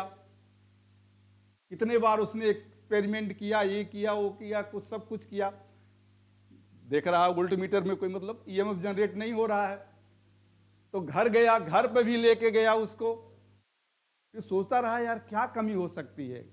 तो उसे लगा कि यार कट क्यों नहीं कर रहा है ये। तो उसने उस मैग्नेट को उस कुंडली में तेजी से फेंक दिया, और जैसे ही तेजी से फेंका उसने कट किया और ईएमएफ जनरेट हो गया। तो ये इसे कहते हैं thought concept of learning, thought concept of learning. अब थिंकिंग के कुछ कैरेक्टरिस्टिक्स हैं, ये बहुत जरूरी है क्योंकि आपका पढ़ने में बहुत जरूरी है thinking.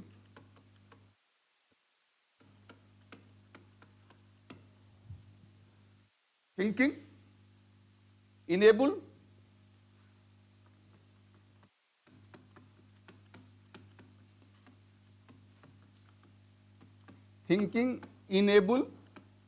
to adjust with real and imaginary situation.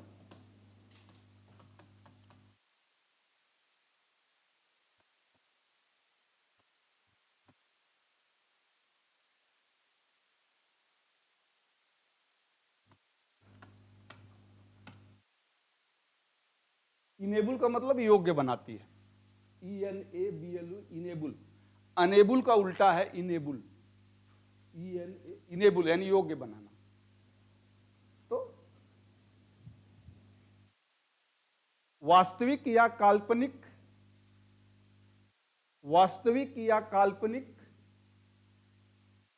परिवेश, वास्तविक या काल्पनिक परिवेश से, वास्तविक या काल्पनिक परिवेश से सामंजस्य बनाने में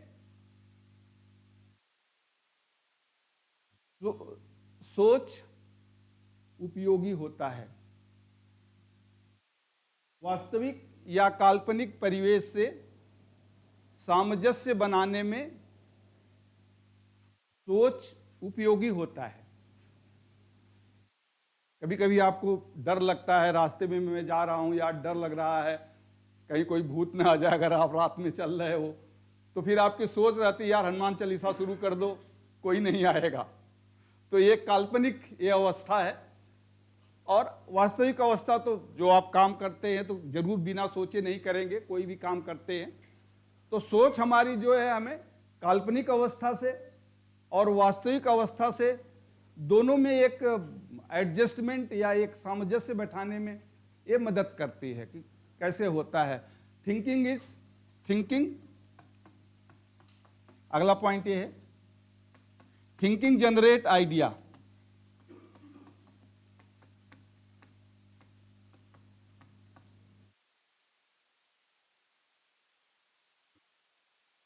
थिंकिंग जनरेट आइडिया, सोच से आपके विचार उत्पन्न होते हैं। अलग अलग तरह के विचार आपको सोचने से ही आएंगे, अच्छे भी हो सकते हैं खराब भी हो सकते हैं, बट विचार तो जब तक आप सोचोगे नहीं तब तक आप कुछ कर नहीं सकते हैं।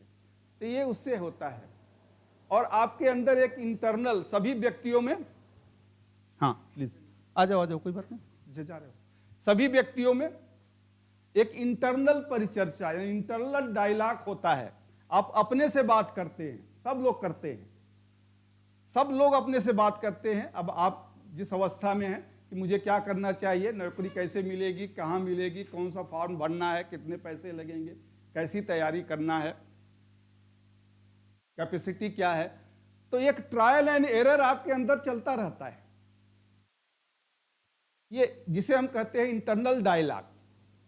अब इस इंटरनल डायलॉग को जनरेट कौन करता है? थिंकिंग।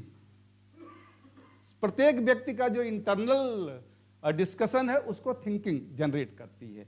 एक पॉइंट ये बहुत जरूरी है, thinking generate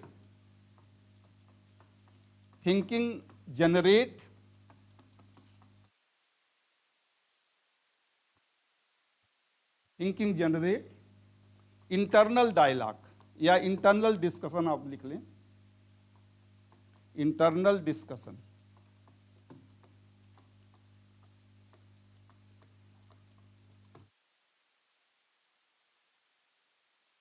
thinking generate internal discussion, यानी आंतरिक परिचर्चा व्यक्ति के अंदर जो होती है, यानी आंतरिक चर्चा को ये उत्पन्न करता है। सोच आंतरिक परिचर्चा को उत्पन्न करता है। अब वो आगे की बात है कि आप उसमें विरोधाभास भी होता है, कॉन्फ्लिक्ट्स ऑफ द ओपिनियंस, यानी खुद अपने ओपिनियन को ही आप अपोज करते हैं कि नहीं यार ऐसा नहीं होगा, मैं ऐसा नहीं करूंगा। बट विचार तो आता है, थिंकिंग तो आएगी। तो थिंकिंग आती है, यानी एक इंटरनल डायलॉग जिसे ट्रायल एंड एरर भी कहते हैं कि हाँ ऐसा करना है, नहीं करना है तो कैसे करना है, क्यों करना है। तो ये सब एक इंटरनल डिस्कशन प्रत्येक व्यक्ति में चलता रहता है। और कुछ लोग जब उम्र के साथ ज़्यादा हो जाता है तो देखते होंगे रास्ते में भी चल रहे हैं तो उनका मुंह चलता रहता है, कुछ सोचते रहते हैं, कुछ बोलते रहते हैं। हालांकि दूसरों को सुनाई नहीं देगा वो क्या बोल रहे हैं, लेकिन वो बातें करते रहते हैं। तो इंटरनल डायलॉग होता है, वो थिंकिंग की प्रक्रिया होती है। चलो ज़्यादा आप देख लेना, गूगल में बहुत कुछ मिल जाएगा थिंकिंग। तो टाइप ऑफ थिंकिंग कितने तरह की होती है? कंसेप्चुअल, क्योंकि हमारे पढ़ाई के लिए जरूरी है इसलिए conceptual, perceptual,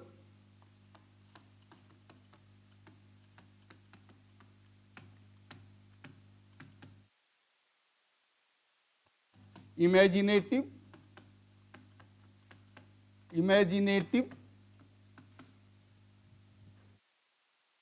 logical and critical.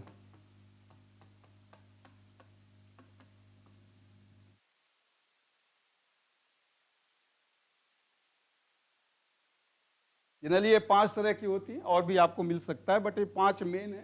Conceptual यानी अभिधारणा से संबंधित, लिख लिया, पहले इंग्लिश में लिख लीजिए। Conceptual, perceptual, imaginative, logical and critical.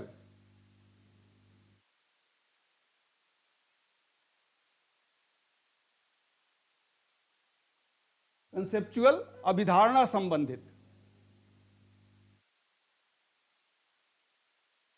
जो किसी के संबंध में, जैसा उस दिन आप बता रहे थे कि किसी को देख के हम एक बना लेते हैं कि यार वो तो ऐसा है, वो ऐसा है।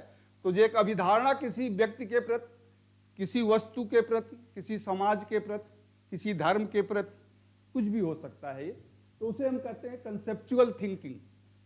एक अभिधारणा व्यक्ति के अंदर बन जाती है कि ये ऐसे लोग हैं, ये ऐसा करते हैं, इनसे मिलना है, इनसे नहीं मिलना है, तो वो कंसेप्चुअल है।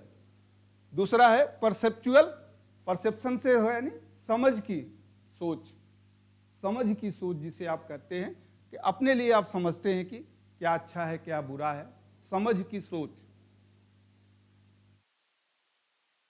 काल्पनिक, इमेजिनेटिव यानी काल्पनिक सोच, व्यक्ति तो कल्पनाशील होता ही है। अब जो ऋषि होते हैं या फिर जो कवि होते हैं, देखिए क्या क्या कल्पना करते हैं। कहते हैं ना कि जहाँ न पहुँचे रवि वहाँ पहुँचे कवि, तो कभी की कल्पना वो सोची है उसकी, तो वो सोचता रहता है। तो ये कल्पना की सोच लॉजिकल यानी तर्क संगत, लॉजिकल तार्किक सोच जिसे कहें, या तर्क संगत सोच। क्रिटिकल यानी कोई विशेष सोच, अलग से कुछ सोचे, कहते हैं ना आउट ऑफ बॉक्स, अलग से कुछ सोचिए, कुछ नया करिए, तो उसे कहते हैं क्रिटिकल थिंकिंग। अलग सोच या विशेष सोच, अलग सोच या विशेष सोच, इसे कहते हैं क्रिटिकल थिंकिंग। क्रिटिकल थिंकिंग यानी विशेष सोच, अभिधारणा से संबंधित, समझ से, कल्पना से। हाँ, कोई रह गया? हो गया, ठीक है। क्रिटिकल थिंकिंग कुछ लोगों में तो जन्मजाति होती है, ये भी कुछ अलग वो सोचने का एक होता है, लेकिन परिस्थितियों से आप या किसी नई चीज को देख के या कुछ पढ़ के कोई नया चीज आप देखेंगे, करेंगे, समझेंगे, लोगों से डिस्कशन करेंगे, परिचर्चा करेंगे, तो आ जाता है। इसके लिए मैं तो सजेस्ट करूंगा, एक वो आता है ना, एक सीरियल आता है तेनालीराम का, तेनालीराम का सीरियल देखिए, उसे क्रिटिकल सोच बहुत अच्छा बताता है। वो कुछ सोचता रहता है, उसके दिमाग में आइडिया आ जाता है। सीरियल देखा है, उसमें कुछ भी सोचेगा, कोई समस्याओं का समाधान तो उसको करना है, तो कुछ भी वो सोचता है, उसके दिमाग में सडन आइडिया आता, अच्छा ऐसे नहीं ऐसे कर दूं, जो और लोग नहीं सोच पाते, जो नॉर्मल अवस्था में हम नहीं कर सकते, अच्छा ऐसा होगा, चलो ऐसा कर लेते हैं। तो क्रिटिकल सोच होती है कि ये जैसे आप ये साउंड सिस्टम जो था, यानी जो कानों में सुनने वाले साउंड्स, क्या इसको बोलते हैं, कान में लगा के आजकल तो सब ब्लूटूथ चलते हैं ना, तो पहले ये नहीं था। पहले ये नहीं था, तो कोई इंजीनियर था, वो घर पे, तो उसकी मैडम थी, उसकी मिसेज जो थी, उसको सुनने का बहुत शौक, लगा दिया म्यूजिक और ऑन कर दिया। अब उसको कुछ इंजीनियरिंग का अपना कुछ डिस्कवरी करना है या कुछ शोध कार्य करना है उसको, अब उसको डिस्टर्ब होता था, तो बोलता था बंद करो भाई, मुझे डिस्टर्ब हो रहा है काम में। तो बोलती नहीं, मुझे तो म्यूजिक अच्छा लगता है। तो उसने बोला इसका क्या आइडिया हो सकता है, उसने सोचा, उसने कान वाला लगा दिया कि ठीक है, आप यहाँ लगाओ, आप म्यूजिक सुनते रहो और अब मैं अपना काम करता रहूं। तो वो क्रिटिकल थिंकिंग है।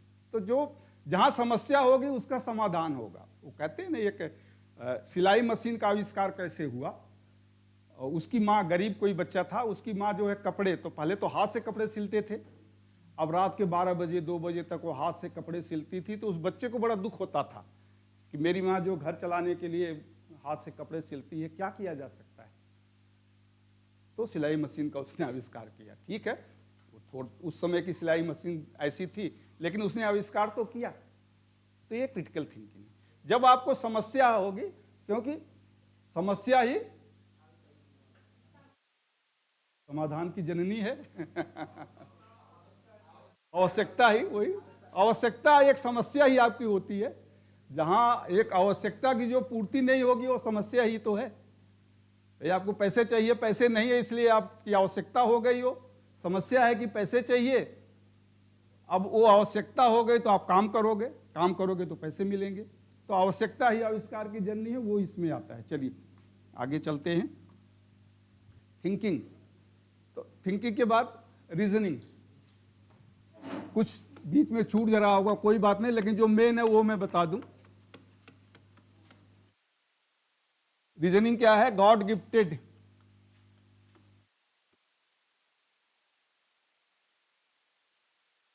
Gifted power to human being.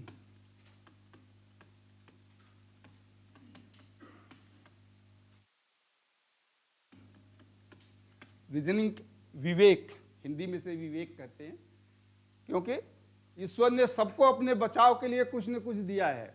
जानवरों को सींग दे दिया, किसी को काटने के लिए बोल दिया, सांप को जो है विष दे दिया, लेकिन आदमी को तो कुछ नहीं दिया, इसलिए उसको माइंड दे दिया, क्राउन ऑफ क्रिएचर। तो God gifted power to the human being is reasoning.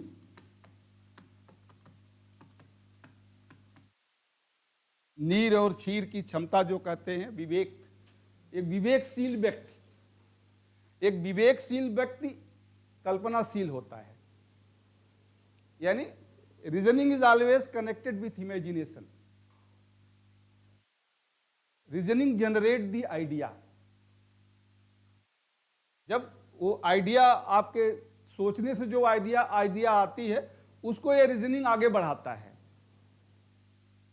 सोचने से जो आइडिया बनती है उसको ये रीजनिंग आगे बढ़ाता है.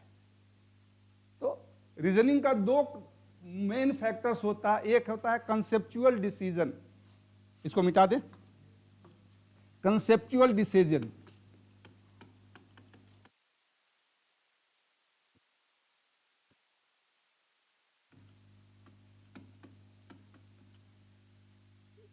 जो आपकी अभिधारणा एक बनी है उसके अनुसार आप निर्णय लेने की क्षमता, मुझे ये करना है तो करना है. और दूसरा होता है power of processing.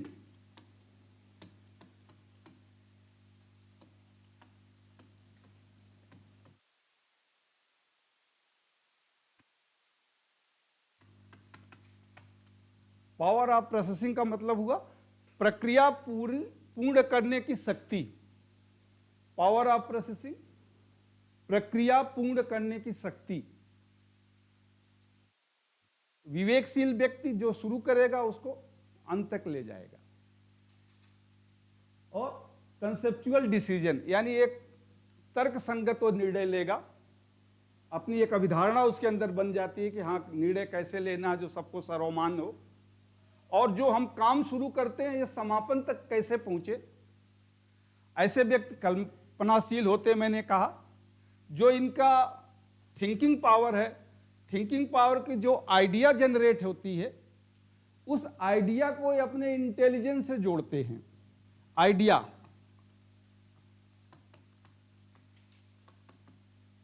Idea connected to intelligent यानी बुद्धिमत्ता से जोड़ते हैं. बाय पावर ऑफ रीजनिंग यानी रीजनिंग के द्वारा ही उसे जोड़ते हैं. विवेक की शक्ति से आप अपने विचारों को अपनी बुद्धिमत्ता से जोड़ सकते हैं. विवेक की शक्ति से विचारों को बुद्धिमत्ता से जोड़ सकते हैं. विवेक की शक्ति से विचारों को बुद्धिमत्ता से जोड़ सकते हैं. अब ये दो तरह का होता है रीजनिंग होता है, एक इंडक्टिव एक डिडक्टिव. उतना डिटेल्स में हम नहीं जाएंगे. एक शुरू से करके अंत तक जाना और अंत से करके शुरू में आना, ये दो प्रक्रिया होती है विवेक की. तो इंडक्टिव और डिडक्टिव दो तरह की होती है. इंडक्टिव और डिडक्टिव दो तरह की ये रीजनिंग होती है. तो एक कंसेप्चुअल डिसीजन और पावर ऑफ प्रोसेस, ये हमारे लर्निंग और टीचिंग के लिए जरूरी है कि हम जो प्रक्रिया शुरू करें उसको पूर्ण करने बीच में न छोड़ें. जो कुछ भी आप सीख रहे हैं या जो कुछ भी आप याद कर रहे हैं, अगर आपने, जैसे कल ही मैंने बताया था how to keep the interest of the trainees, विद्यार्थियों के रुचि को कैसे बनाए रखा जाए, 10-12 पॉइंट बनाया था. अभी पूछ दूं तो 1-2 पॉइंट भी या शायद न याद हो, तो उसको आप पढ़िए और उसको याद करने की कोशिश करिए. एक विवेक ही आपका एक सोचने की शक्ति को जागृत करता है. आपकी कल्पनाशीलता आएगी इसमें, आपके इमोशंस भी होते हैं, इमेजिनेशंस भी होते हैं. सबको एक जगह करने का कार्य विवेक करता है. अब विवेकी व्यक्ति जनरली जो है बहुत ही शांत स्वभाव के होते हैं, शॉर्ट टेम्पर्ड नहीं हो सकते हो. उनका एक एंड्योरेंस पावर होता है, सहनशीलता उनमें होती है. तो ये सबके अंदर होता है, बट इसको थोड़ा विकसित करना है. थोड़ा पेशेंस रखिए. इसका विकसित करने का सबसे बेस्ट तरीका क्या होता है? Action not reaction. Action not reaction यानी कार्य करने को सोचिए, प्रतिक्रिया नहीं. Action not reaction is the best way to develop the reasoning. होती तो सब में है, ऐसी बात नहीं है किसमें, सब में है. लेकिन उसको आप विकसित कैसे करेंगे? तो प्रतिक्रिया मत करिए, क्योंकि जहां आप अपोज करेंगे, प्रतिक्रिया करेंगे, तो आपकी आंतरिक शक्ति उधर चली जाती है. आप उधर सोचेंगे यार कैसे मैं इसको प्रतिक्रिया करूं, कैसे मैं इस काम को रोक दूं. क्या क्या करूं कि ये काम न करना पड़े, उधर दिमाग आपका ज्यादा चला जाता है। और वही जब आप सोचते हैं कि नहीं मैं काम करूं, मैं पढ़ूं, मैं तैयारी करूं, मैं कुछ अच्छा करूं, मैं कुछ अच्छा बनूं, तो फिर आपका दिमाग वही जो है माइंड, वही जो एक्शन है कंसंट्रेट हो जाता है, एक जगह कंसंट्रेट हो जाता है। जैसे कॉन्वेक्स लेंस होता है ना, कॉन्वेक्स लेंस को आप धूप में रख दीजिए तो आगे वो कागज है जल जाएगा, और वही अगर आपने कॉन्वेक्स लेंस रख दिया, सॉरी कॉनकेव रख दिया, तो सब ऊपर चला जाएगा। ठीक है ना, सब ऊपर चला जाएगा। ऐसे है तो ये तो कॉन्वेक्स हो जाता है और ये आपका कॉनकेव है, तो जो आएगा ऊपर जाएगा। तो ये ह्यूमन बीइंग है, ये आपको, अब आप अपने विवेक को कंसंट्रेट करना चाहते हो या डाइवर्ट करना चाहते हैं, ये आपके ऊपर निर्भर करता है। तो इस विवेक के साथ सब जुड़ा है, आपकी thinking, feeling, emotions, imaginations, perception, conception, suggestion, सब जुड़ जाते हैं इसके साथ, क्योंकि ये क्राउन ऑफ क्रिएचर है, ये सबसे ऊपर होता है विवेक। चलिए अभी है टाइम, हाँ। अब हम आते हैं हैबिट, मेन है, हैबिट पे आ जाते हैं। हाँ, विल पावर, विल पावर तो छोटा, चलो विल पावर पर ही कह लेते हैं। जरूरी नहीं कि सब मैं बताऊं, बट कुछ तो will power, will power combination of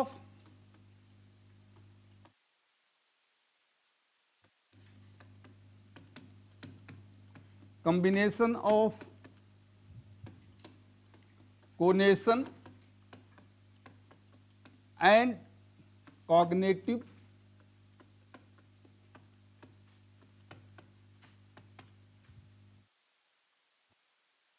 aspect of mind is willpower.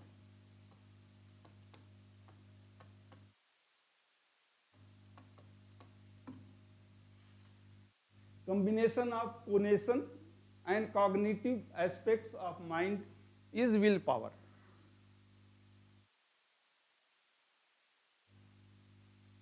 मैंने कोनेशन बताया था, कुछ याद है? तब पीछे का कभी देखते नहीं, थोड़ा देखो भाई। कोनेशन यानी इच्छा शक्ति या इच्छा, जब आप में कुछ इच्छा हो करने की, और वह इच्छा जब ज्ञान के साथ, कॉग्निटिव यानी ज्ञान, तो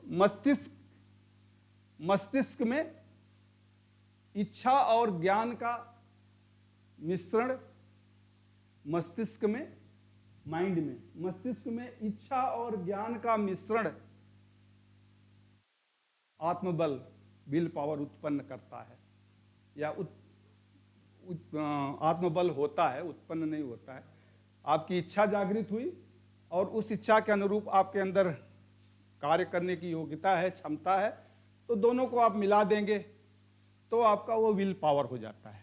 मैंने कल या परसों आपको बताया था कि व्यक्ति दो तरह के होते हैं, एक सब जानते हुए नहीं करना चाहता है, यानी नॉलेज है लेकिन इच्छा नहीं है, तो भी विल पावर डेवलप नहीं होगा।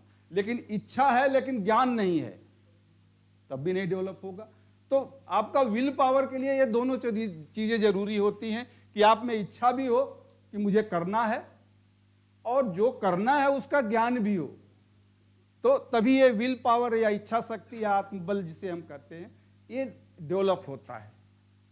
So will power is always associated with the ideas. आपके जो आइडियाज, नए नए विचार आते हैं, उससे हमेशा ये विल पावर जुड़ा होता है। Will power is associated with the ideas.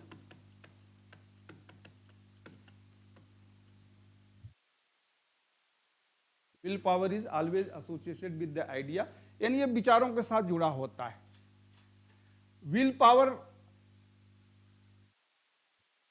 कैसे डेवलप किया जाता है?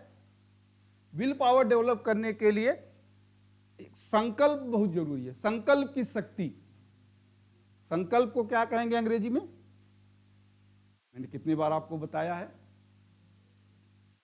कमिटमेंट। कमिटमेंट, आप कमिट करें कि मैं ये करूंगा।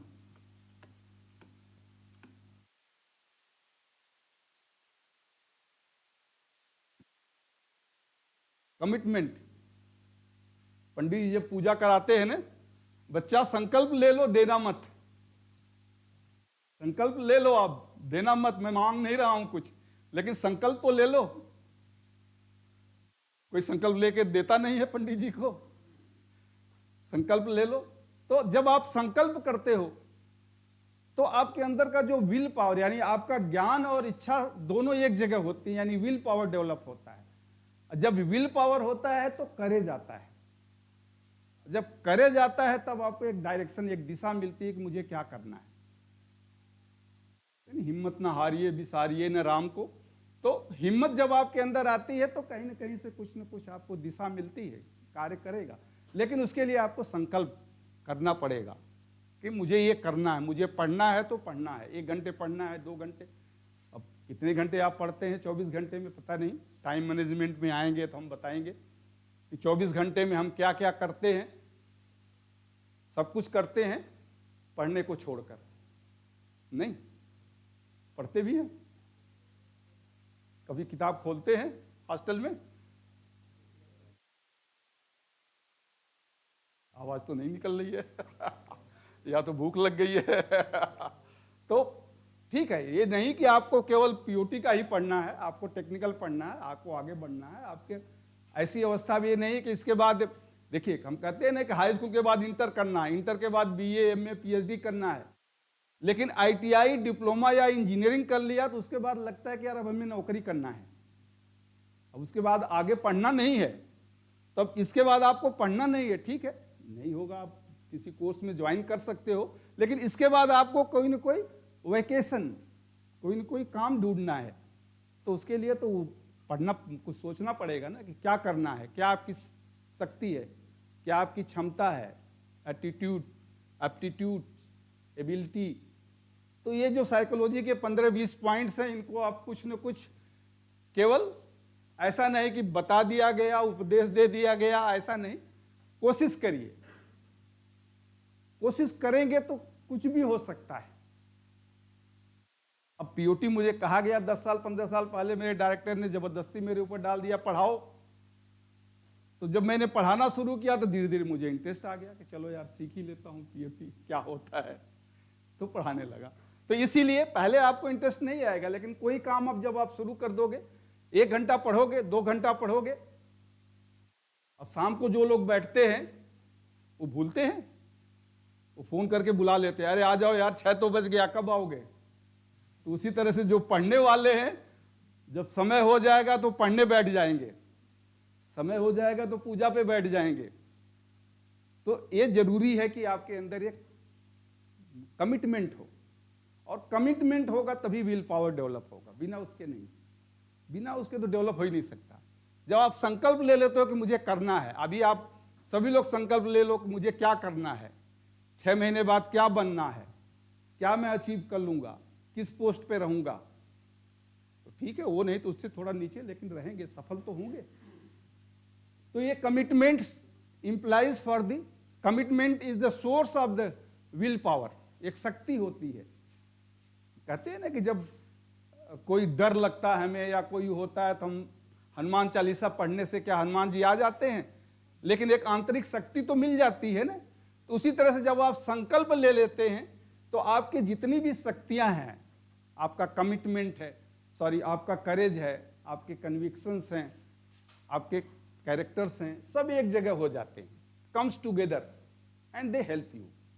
करो, जरूर करो, डू इट, पढ़ो और पढ़ो।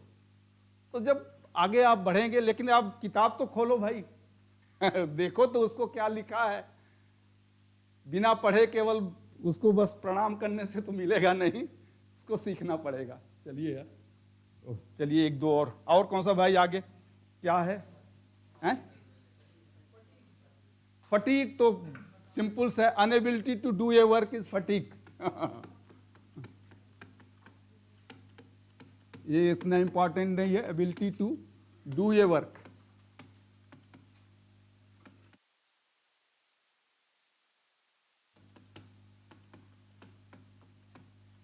फटीग यानी थकान। जब किसी कार्य को करने में असमर्थ होते हैं तो उसे थकान कहते हैं। किसी कार्य को करने में आप असमर्थ हो जाएं तो उसे थकान कहते हैं। अच्छा, इसमें और आगे नहीं हो गया। ये मेंटल और फिजिकल दोनों दो तरह की थकान होती है। एक मानसिक रूप से आप थक गए हों और एक शारीरिक रूप से थक गए हों, लेकिन दोनों अवस्थाओं में आप कार्य करने में असमर्थ होते हैं। यानी मेंटल एंड फिजिकल फटीग दोनों कंबाइंड भी हो सकते हैं, अलग भी हो सकता है। यानी अगर आप मानसिक रूप से थक गए हैं तो शारीरिक रूप से भी थके हुए महसूस करते हैं। शारीरिक रूप से अगर आपको बुखार है तो उस समय आप बैठ के पढ़ नहीं सकते हैं। तो दोनों एक दूसरे से रिलेटेड होते हैं, mental fatigue and physical fatigue. इसलिए दो तरह की फटीग्स होती हैं, मानसिक और शारीरिक, दो तरह के थकान होती हैं। और एज ए ह्यूमन बीइंग, क्योंकि हमारी बॉडी है तो हमारा माइंड और बॉडी दोनों कनेक्टेड होते हैं, तो ये दूसरे से कनेक्टेड होते हैं। इसलिए जो आप एक्सरसाइज जब करते हैं सुबह सुबह, तो फिजिक्स बॉडी तो ठीक होता ही है, बॉडी तो आपका स्वस्थ रहता है, साथ में माइंड भी स्वस्थ होता है। ऐसा नहीं कि केवल फिजिक्स ही स्वस्थ होता है, आपका माइंड भी स्वस्थ होता है। चलिए हैबिट, इसके बाद हैबिट इंपॉर्टेंट है। हैबिट में थोड़ा हम समय लेंगे, अब आज तो खैर नहीं खत्म होगा, मंडे को हम कोशिश करेंगे कि हैबिट का क्या होता है। आदत, बिल्कुल सही। कैसे बनती है? किसी बार को, सही बात है, किसी चीज को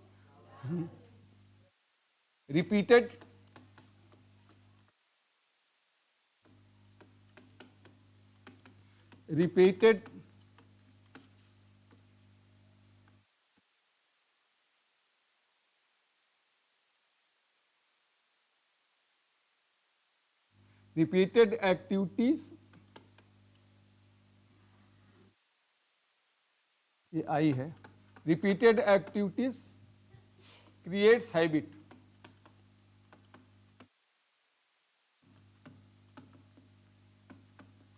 रिपीटेड एक्टिविटीज क्रिएट हैबिट, यानी किसी कार्य को आप बार बार करें तो वो आदत बन जाती है। Habit is required for quality work. Habit is essential for quality work.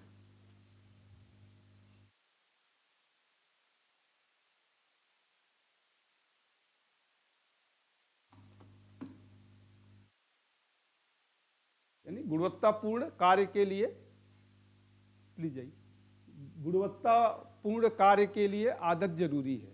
यानी हैबिट तो दोनों होती है, पॉजिटिव और नेगेटिव, तो गुणवत्ता युक्त कार्य के लिए आदत जरूरी है।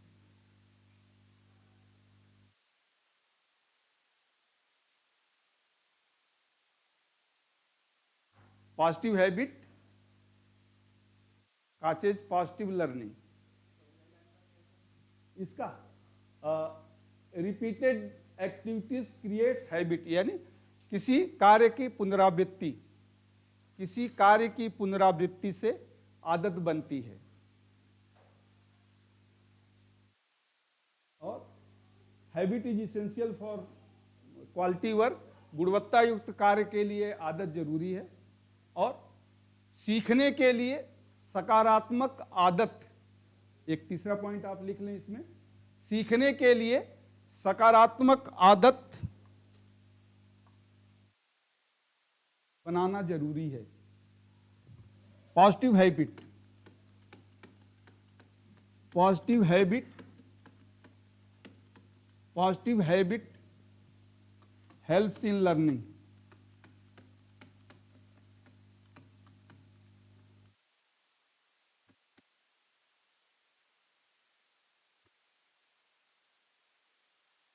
Positive habit helps in learning, जो भी कार्य आप बार बार करते हैं वो आदत बन जाती है। किसी भी गुणवत्तापूर्ण कार्य करने के लिए आदत बहुत जरूरी होती है, और ये हेल्प्स इन लर्निंग, ये आपको सीखने में सहायता करती है। Characteristics of habit,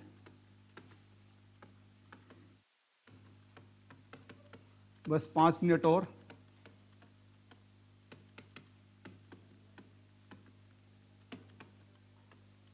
characteristics of habit, क्या विशेषता होती है आदत की?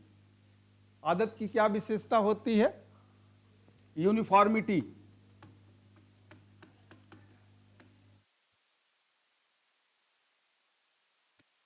समरूपता, यानी वैसा ही काम आप बार बार करते रहेंगे, यूनिफॉर्मिटी उसमें होती है जो आदत बन जाती है। वो भी कह सकते हैं कि 6 बजे अगर बैठना है तो डेली 6 बजे बैठ जाएंगे, तो यूनिफॉर्मिटी। प्रोपेंसिटी, प्रोपेंसिटी यानी चाहत, चाहत या इसे आप कह लें इच्छा शक्ति।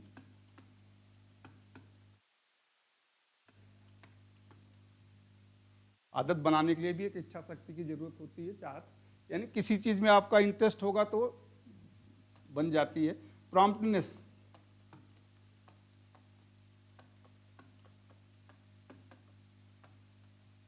प्रॉम्प्टनेस तत्परता, पहले बताया था मैंने, आप उस कार्य को करने के लिए तत्पर रहते हैं, तत्परता। एक्सरसाइज, अभ्यास, उसके लिए आप अभ्यास करते हैं, अच्छी आदत हो या खराब आदत हो, अभ्यास तो करना ही पड़ता है, एक अभ्यास उसके लिए हम करते हैं। Uniformity, propensity, promptness, exercise.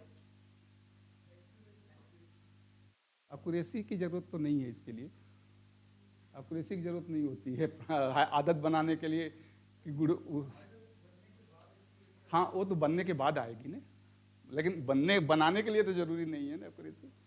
हो गया यहां तक?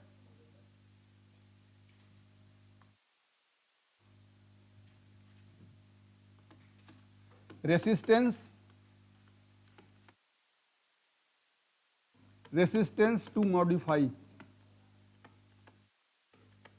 एक बार आदत बन गई तो फिर उसमें सुधार करने का विरोध होता है। जो सिगरेट पीते होंगे उनसे पूछिए, एक बार बन गई आदत तो फिर छूटती नहीं तो रेसिस्टेंस टू मॉडिफाई, उनको छूटती नहीं है। फैसिलिटीज, जब सुविधा मिलती है तभी, चाहे जैसी भी हो, अगर सुविधा है तभी आपकी आदत बनेगी।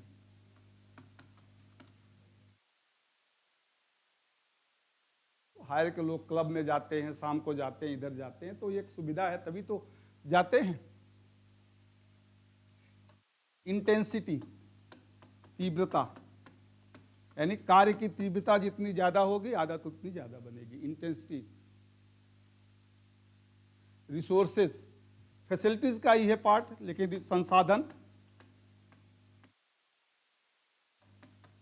रिसोर्सेज, रिसोर्सेज संसाधन या फैसिलिटी दोनों एक ही कह सकते हैं इसको, बट फैसिलिटी मतलब सेल्फ की सुविधा है, ये रिसोर्सेज का मतलब कहीं दूसरी जगह से आपको संसाधन दिया जाए कि आप ऐसा करो, अच्छा कार्य करो, तो ये संसाधन आपको ये चीज़ें उपलब्ध कराई जाएंगी। और फैसिलिटी यानी स्वयं के लिए जो होता है, स्वयं से जो आप करते हैं वो फैसिलिटी होती है। रिसोर्सेज कहीं आप काम कर रहे हैं ऑर्गेनाइजेशन में तो वहाँ से भी आपको मिलता है। तो ये कैरेक्टरिस्टिक्स है, विशेषता है आदत बनाने के लिए, ये इन चीज़ों की आवश्यकता होती है। इंटेंसिटी, तीव्रता, तीव्रता यानी कितने आपको उसके प्रति कितना झुकाव है, कितना लगाव, कितना तेजी से उसमें आप काम करते हैं। जितना तेजी से करेंगे उतना जल्दी आपकी आदत बन जाएगी। हैं? हाँ, कंपल्सन भी हो सकता है, हो सकता है, बिल्कुल क्यों नहीं हो सकता है। कंपल्सन मैंने आपको मॉरल वैल्यूज में बताया ही था कि पहले आप किसी काम को न चाहते हुए भी करते हैं, लेकिन जब आप धीरे धीरे धीरे उस काम को करने लगते हैं तो फिर आपको आदत बन जाती है वो, फिर आप उसको जस्टिफाई करते हैं कि भाई नहीं ये काम ठीक है, गलत क्या है इसमें, तो कंपल्सन भी हो सकता है। हाँ, हो गया टाइम है, 2 मिनट और है। चलो हो गया टाइम, तो फिर अभी थोड़ा सा रह गया, क्योंकि हैबिट जरूरी है। कैसे बैड हैबिट, ट्रेनिज में अगर बैड हैबिट है तो